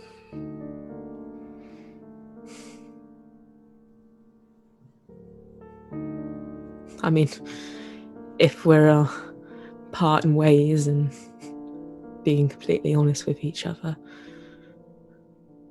Steam, while he's not my brother, but he is my family.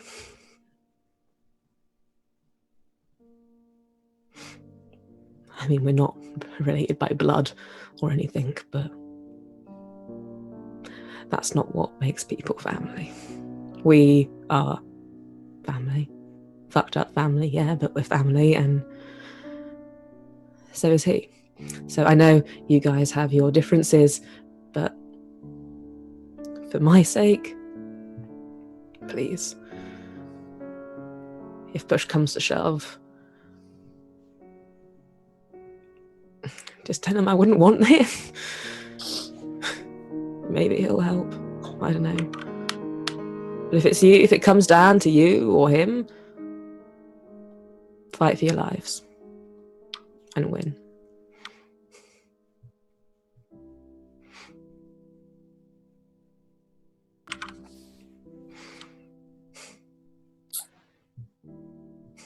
Rain's leaving. Better go.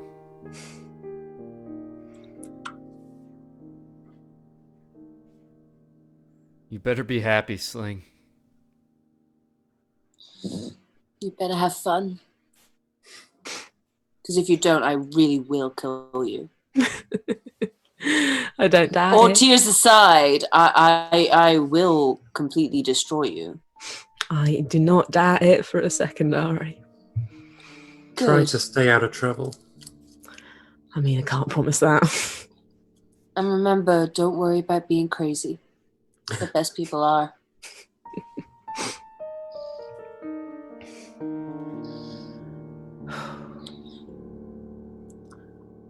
And Sling will turn and she will head towards the train. Varky greets you again. Puts an arm around you and escorts you onto a passenger car. What is the rest of the crew doing? This is where Ari is actually going to kind of start cry hugging into Grin a bit. Not like overly sobbing, but just clearly an emotional moment for her. And she knows that Grin is the closest person to Sling, that she is also... she's not on the same level at all as like Grin to Sling, but she knows that Grin will get it. And he does. This guy goes back to the train car and basically just tries preparing to leave, trying to act like things are normal. But if you look, you can see that he's shaking a little bit. He wipes away a tear. And as he's doing pretty much everything, he's just clutching against his chest the spirit vial of Lyra.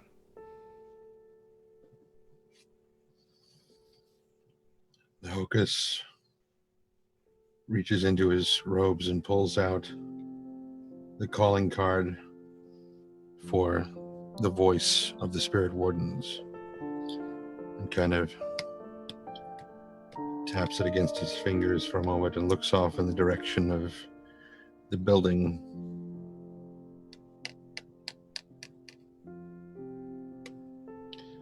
Puts it back into his robes, turns, gets aboard the train.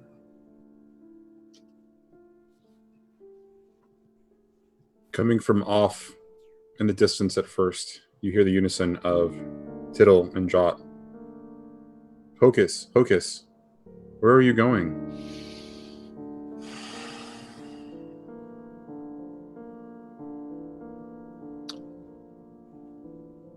Away. For a while.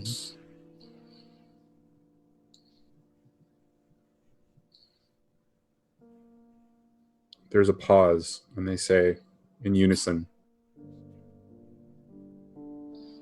see you soon. Never soon enough. Take care of each other. Always. And so we'll cut on the rail car getting closed as the train begins to pull out of the station in the opposite direction as the train from Tykeros. We'll cut to Sling sitting at the window, looking out on the city of Dosqual as the train begins to slowly, and I mean really slowly, start up as it begins to move. Looking out over the crowd, you see the brush and bustle of people just kind of loitering there, watching the train move on, looking in the distance for the next train, wherever that's going to lead, to pull up so that they may board it. And off in the distance, in the crowd, towards the far back, you see a figure waving at you, dressed all in white, with white hair. And as you strain to try to see, you miss it, and he's gone.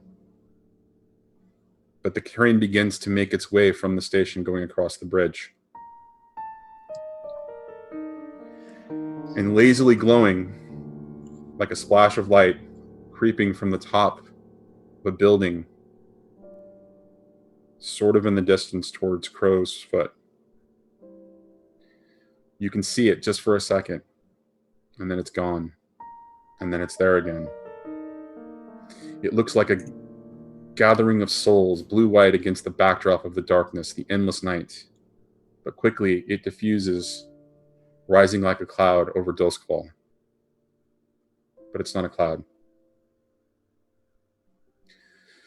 Fueled by the ashes of radiant plants, the glowing beacon caught in the wind above the crow's nest rose far and wide, casting its signal, its message into the eternal gloom.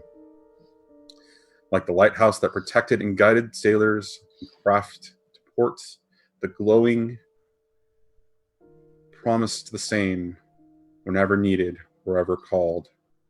For most eyes, its message was unknown. Just another phenomenon in a city wrought with them. But to a few, to the ones he loved, its meaning was clear. Your happiness is my hope, and your hope, my joy. Journey well, sister, and know that you are loved unconditionally and eternally. And as the train pulls through the lightning barrier, and you go to the darkness of the Deadlands, we're going to fade there to one final moment. Pulling into the station is a train from the Imperial City. Disembarking from all the cars are Imperial soldiers. Coming from the head of the car, out steps a very tall, very ashen gray man. Very dark features.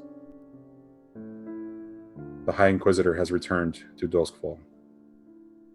And that's where we're going to end it.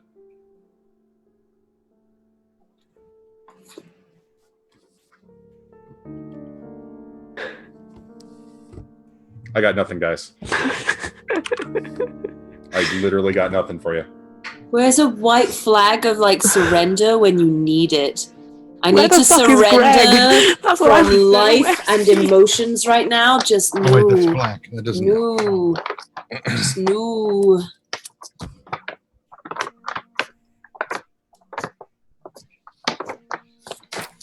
I love you, Louise. If you So- guys could have heard how many times she was going, no, no, no, no, no, no, no, no, before the show, it was awesome.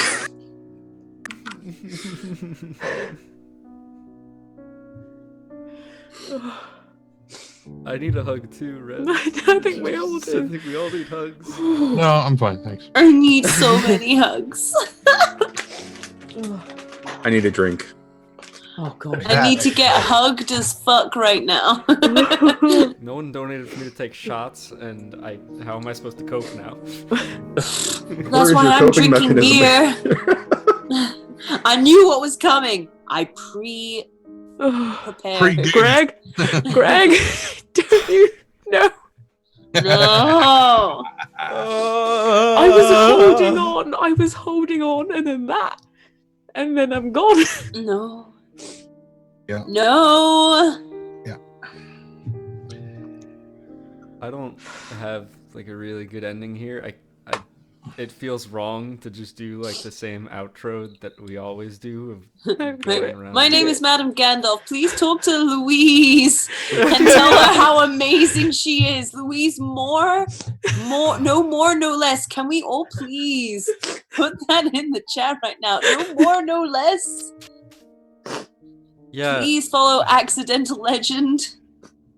Because she really is accidentally just a legend in my life. Like, And be seriously. prepared, because I'm going to keep sending you goat Oh, tweets. please do, please do. It's what it brings me through my week. Honestly, I'm always waiting. I'm like, when's the next one? I need it. So I'm gonna start this, I guess, because if Speedy doesn't know how to handle this, I'm just going to say this. I think we should all do exactly what just happened for the characters and just say thank you so much for being at this table. It's been a pleasure having you, and I hope that we get a chance to play again soon because you are amazing. Thank you. I mean, you're not getting rid of me that easy. I'm coming back. To explain to people in chat, I'm leaving 6 and 20 because I just, as much as I fucking love to be here with this amazing group of people and you guys who are amazing watchers, with my schedule at the moment, it just doesn't work out and I can't keep it up. So I will be returning for one-shots and things, and maybe in the future, if things clear up, I can properly come back. I can't make any promises, but you definitely have not seen the last of me. Better not. Yeah. Also, Mike, this is all a ruse. I'm actually joining the Shroud. I swear to God, don't do that. See, this is the thing. She's not even joining Shroud. She's joining secret and unannounced team number 4. I'm sure Johnny can handle another crew, right? Oh my God. Yeah, sure. Excuse me, let me go get some more to drink. But while you're doing it, I mean, it's like we got at least 2 people from the Shroud last night who were like, "Oh shit, I need Hocus's help," and I'm like, "God damn it!" It's just we're gonna wind up interleaving all of the groups together, and now they're gonna have a harder time getting a hold of me because I'm not exactly in the city. He's a Not businessman now. Yeah. Well, so, and we left it off narratively by saying we don't know where the crew is going. Away. No. They're going away, but we don't know where you're going, and we're going to have that conversation off screen, but that's the real cliffhanger. That's the mystery. Mhm. With everything that's happened, your future is uncertain. Can we not do it off screen the way we normally do, which is figure it out in the last 30 minutes right before we go live again? So you You know mean what? like That's- actual I think- off-screen, not the off-screen we do? Yeah. I don't know what you're talking about. I never see that happen. That's never happened Panic before. screen is the panic hour, We plan which is everything. generally You the know what? 30 minutes before we start going live, and we're like, so what are we doing? I say we let Louise decide where we're going. Do Oh, not take a give me rosy. that power. You don't want. Nobody wants that. Seriously, Louise, thank you so much for being a part of this for so long. You were literally the first person I invited to be on the show. I literally only met you like last year, or even this year, right? It was like February. No, Yeah. wait, just after February, a bit, sometime, So yeah, this year. this year. play on Encounter together, and like I had no idea how much that like one thing would change like my life, and having been able to go through this experience with you has just been so great, and I'm so glad to have you not just on the show but as a friend, as a fellow dad to date, and just you're absolutely wonderful, and it won't be the same without you. We'll do our best to make it great in your stead. But it won't ever be the same. And I think for me, the first time that I really have a clear recollection of working with you on anything was the one shot where you were Louise were the DM, and I was playing Sukenish, the drow, spider dude. right, And there was a point where Sukenish was looking at whoever the first female NPC that came up to us and said, "Why are you not guarding the thing?" And he was looking at her like, and you were like, and she seems slightly flattered by it. I'm like, I love this woman. I love this woman. And I was like, okay, this is a woman I can play with, and I mean that in the most platonic way possible. So yes. And Geez, Hocus, honored tell us that how you would really be feel. Playing with her. That was the one shot where most of this crew met. Mhm. That was an amazing day. It was good. This was a good That time. was so much fun. I met everyone on the second episode of this show. Every single person. I hadn't even talked to Speedy before until the second episode. But ever since, and somehow, it's some kind of miraculous thing, but somehow Louise and I managed to find something to get into a giggle fit over right before going live. Like every episode. Every single one. All those The weird... Teapot. The Boston Tea Party. Even PG tips and like... Mapotsen. Mapotsen, you know, DM Mapotsen. For free. Literally For none of free this makes any kittens. sense to anyone in chat or me. Even me. to us, it never really made any sense. Oh, PG tips thing started. From freaking a pre-game giggle fit. That's where PG tips came from. And now we might get them as a sponsor. We might. We're still trying. I had no contact with them whatsoever, but we might. But we might. It is not off the table. But literally, that's gonna be my huge memory of getting to know you at all in the first place. Was, oh hey, here's a fellow female that I actually can get into a giggle fit with. That doesn't happen often when you're in your mid-20s, coming up to your late 20s to early 30s. It doesn't. It just doesn't, you know. There are three old men at the table. We're not gonna take that. Okay, well, let me put it this conversation back. way. Let me put it this way. The older you get, the harder it is to make friends. Especially that's friends Oh yeah. with your same gender. I find that there's like an uncanny valley where when you're younger, you're like, yeah, same gender, actually other gender, okay, no, wait, same gender again. And the like 20s is one of those dips where you don't tend to get along with your own genders. I don't know, this may be just me. Anyway, long story short, Louise, I fucking love you. I freaking girl.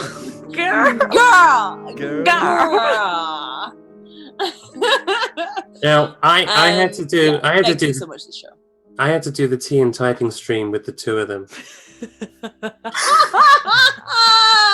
And it was literally it was that sense of humor for like 2.5 hours. That was amazing. Oh, you coped. I really don't. It We was made a brilliant. song. You got me to sing. You got me to bloody sing. We did. We got Joff, who won't accept a compliment about how great his hair coif is, to actually sing. We compliment him on it almost every episode, and he never accepts it. No. And I never will. Joff, your hair looks great today.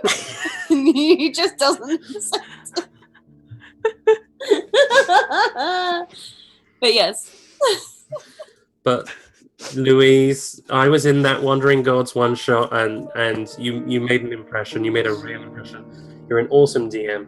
You're a fantastic player. Your role-playing skills, your acting is just superb. I am constantly in awe of you. You are a role model. You really are. Please don't cry. No. Please cry. No.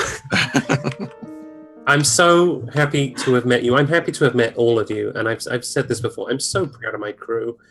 I'm gutted to lose you from the crew, Louise. But I'll talk to you on Twitter. I'll bug you.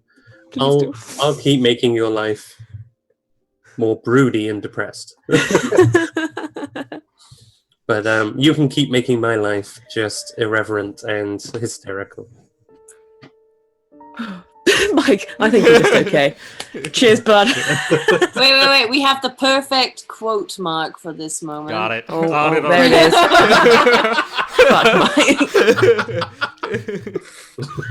Okay. Well, I want to say some things, and I'm going to try and say them quickly because I know I will start crying, and I won't be able to say anything. So, hey, let's go. I want to thank Speedy. Firstly, I really want to thank you for getting me involved in this, because if you didn't message me that one day and say, "Hey, there's goats in this," There's goats. There's no horses. It's just goats. That's how it happened. If you didn't let me know about this, then I wouldn't be here, and none of this would have happened, and it would have been I would have been sad. Well, sad. And I just thank you for trusting me enough to be like, hey, I haven't known this girl for too long, but she's on it. Let's go. Let's have fun. Thank you so much. And thank you to fucking all of you for being like literally the best people I could have ever asked to play this game with. Like, I know we joke a lot, like, Sling, classic Sling, she's gonna hop on over to the Shroud. And I know a lot of people genuinely believe that was a plan for like a whole good season. You had me worried for a minute. Shroud, as much as I love you, and I'll get onto you in a sec, much as I love you, I can never betray my phantoms. I just couldn't do it emotionally. I think it would hurt me more than it would hurt you. Like, it just wouldn't work. So thank you for bearing with me through just the weirdness and the nonsensicalness and the giggle fits and just the random things that happen and the DMing the pot send and all of that. You gotta get them free kittens, though. I'll get them free kittens. I mean, how else are you gonna get them free kittens? It's still on offer. Thank you for letting me be here and doing this, because you guys, you're fucking amazing. You're all so talented and so good, and the world is not prepared for people like you, and the people like you guys are what make the world like a decent place to be in. And so just never stop being who you are, because I fucking love you guys, and if you do stop, I'm gonna have to fucking come over there and be like, no. No. Sounds like incentive. I was just gonna say, have you met this crew? Whatever it takes to get you back. Who do we have to bribe now? And Larry, speak to my agent. He's over here. He deals with everything. And Donnie, thank you so much for being a fucking amazing DM, a fucking amazing friend, and for doing this for like 3 fucking shows. Like, I don't know how you do it. I really don't. I'm in awe, honestly. Yeah, I don't Thank know, you. but thank you. Thank you for all the work that you put into this. It's amazing. I wouldn't change a thing. It's perfect. And Shroud, lads, I know at least 2 of you are here. You guys are also just fucking sick. Like, yeah, I hate you. So bye. Please die. No, thank you for also like welcoming in and like having me on to do a crossover episode, which was really, really fun. And the banter behind the screens, like, you guys just as much as like the crews like clash and like, nah, let's fight, like, my heart's full of love, not full of fighting, guys. And I wish you the best, I really do. And you're not getting rid of me either. I'm staying somewhere. You'll be there. I'm quite certain at some point we're going to be in a situation where we are just totally screwed, and there's just going to be this, and somebody's head is going to come undone, and we're going to hear cried out from the top of a building somewhere, "I've got a gun!" Sling has got a gun. Whole world's come undone. Does this Now mean we that can't get Sling Dice for Love has anymore? got a gun. No, that shit has been propagating over to other shows. So I saw that. God. Freaking Greg, every time. Can we get one for love? Boys. Oh, But see, that's the thing. If Sling Our is gone, the group love has is love. gone. So it's all hate. Where is the love? Yeah, can we do dice rolls for hate? That works.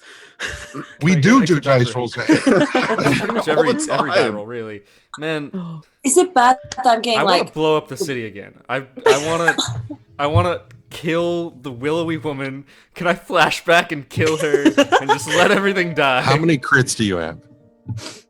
I have like 3. 6 you could use of mine. I say we just do outros and get out of here. And I'm just also going to say quickly, this right the now. void, You guys don't know like- who died. One of them died at that event. Someone dead. We don't know. Someone did die. There I'm was gonna another I use bet my it's her. crit to make sure Oh, it's it's the most totally her. beneficial person to our team. Her leftovers were sapped out I'd of her like to kill it. use my position as no longer a husband and find out and know, please. But yeah, also, Void, lads, I know we haven't spoken much because you recently died, but fucking, you're doing a sick job so far. It's fucking amazing. Defeat Phantom. I mean, I didn't say that. Didn't hear that from me. No, Shroud. Defeat the Shroud. You Do meant to say that. Shroud. Definitely do that. Defeat the Shroud. Shroud. Yeah, Void Phantom Alliance coming soon. Oh, You know, that'd I be don't nice. know if you want to do that because I looked around and Goat's not on the train. He is. Right? Wait, are there He's no always goats with me. allowed? No, When no, it comes not to Team goats. 3? Goat, singular. Yeah. I just assumed he was with me. Nope. Last Was he? I heard, he was with with Steam. No, because he came back. He went to go deliver it and then come back. Mm-hmm. Hmm. I don't remember that Why? come back part. What? Yeah. No, but that was the plan. Because you were Well- teaching all these people all this stuff, and I distinctly remember hearing him trying to sing along with the thing, and all of his light Well, he was there then. He was very clearly there. In sucked which away case- into this ritual, and now he's gone and dead. No, Yes. That's No. mean. that's not a thing. He is on that train. And I was Which actually train? going to, because I realised this, and I was like, I haven't spoken about Goat in a while. I was like, after that thing, I was like, oh, and Sling holds Goat close, and then we ended, and I was like, she doesn't. She definitely doesn't do that. Nope, Greg says he has it. Yep. Well- there we go. Confirmed. Fucking send him back. Oh, you want to send him in the mail? You trust that? Hold him up. Oh, but also thank you, Greg, Mail for order being my bro. delivered. Like, you're fucking amazing, and I love you. And I need Alright. to. I can't do it anymore. I'm gonna. I can't. Yes. I can't either. Do it. Keep crying. Keep crying. Your tears are delicious. Yes. I'm gonna miss that. Well, I'm not gonna miss And it. as if by because you're magic, so I'm busy. okay.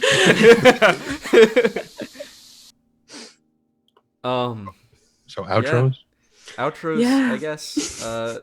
Let's start with let's start this time with Johnny. Okay. Hi, I'm Johnny. Run the Video Store Cowboy channel. I'm also the GM for 6 and 20. This is 3 shows. Slightly diminished one of those shows tonight because we are losing the fantastic Louise. We're going to be taking a week off from or 2 weeks off from the seasons, and then starting into season 3. But we'll be doing something next week on both channels, or on Made and Speedy's channel here. And yeah, you can find all the information's in chat. You can find me. Yeah, the hangover's hard, guys. It's already here. So, thanks. You're welcome. Thank you. Seriously, you've been killing it. All right, Trendane. So I am Trent Sparks. I'm a professional voice actor and narrator personage. If you want to kill me a lot, you can download the Beyond Skyrim Bruma mod and install it into your Skyrim installation, and you'll find plenty of me to kill. But if you would rather see something a little more live, then over on Arvanelleron's channel on Saturday, we'll be continuing The Rise of Tiamat, where I will be playing my human druid named Fifley Harper is his name. And we're going back to the Council of Waterdeep, and it's going to get very angry. So it's gonna be so delicious. So delicious. But that'll be on Arvanelleron's channel on Saturday, the 11th at 7 p.m. Eastern, I think. I think Arv is in chat. He can doohickey. MadameGandalf. Thank you so much. Yeah. My name is MadameGandalf, and I'm going to pretend that I haven't cried all of my makeup off this evening at the loss of our wonderful, wonderful Sling, Louise. Oh! All right, this show has been a roller coaster, an absolute roller coaster of emotions. And it's not even like a love train. It's literally a roller coaster. As much as we have been trying to make it just a love train, we really have tried, guys. We tried with Goatchella. We got this close to Goatchella. We even started singing. You know, her name was Lola. She was a showgirl. But just this group, this team, this game, this story, this GMing, this role playing, the people in this team and the other teams, just all really phenomenal role players, and I'm just completely honored to be amongst your ranks, as well as just to have met such wonderful people that I like to call them my friends, and that's kind of neat. So I'm gonna pass this on to Joff, because I consider him also a friend, and that's neat. So Joff, take it away. That is pretty neat. Everyone's my friend. I love everyone. Oh, Oh. My name is Joff, and I'm exhausted, and I'm gonna miss Louise. My name is also Owlbare. You can find me here on Twitch, over on Twitter, where I will ramble incoherently about Dungeons and Dragons and dice and sometimes waffles. I will waffle about waffles and lots of other things. And if you're so inclined to get kicks out of my sense of humor, please do come find me on Twitter. I love this game. I love this crew. I love you, Louise, and I will miss you. And that was a rhyme.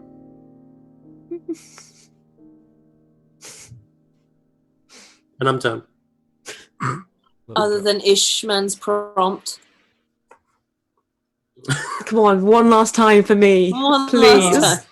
All right, okay. It's Owlbare. Bear as in, not as in.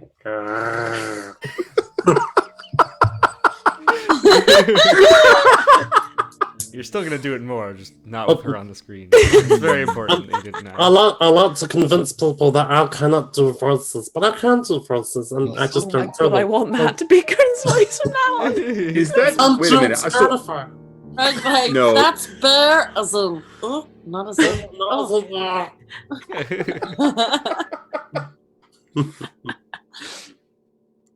That's all I got. I'm done. All right. Last, but definitely not least, Louise. We talked about you already, but talk about you more. That's Talk about me, yourself hi. more. Hi, that's me. I'm Louise. I was Sling. still are.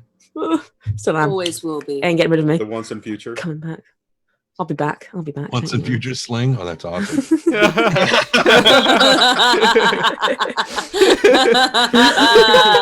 The once and future. You can find me on places, and these places are people are already putting them in chat. This is great. You can find me on Twitter at no more no less. That's more as MOORE, not MORE. I'm not a scrub like that. All right.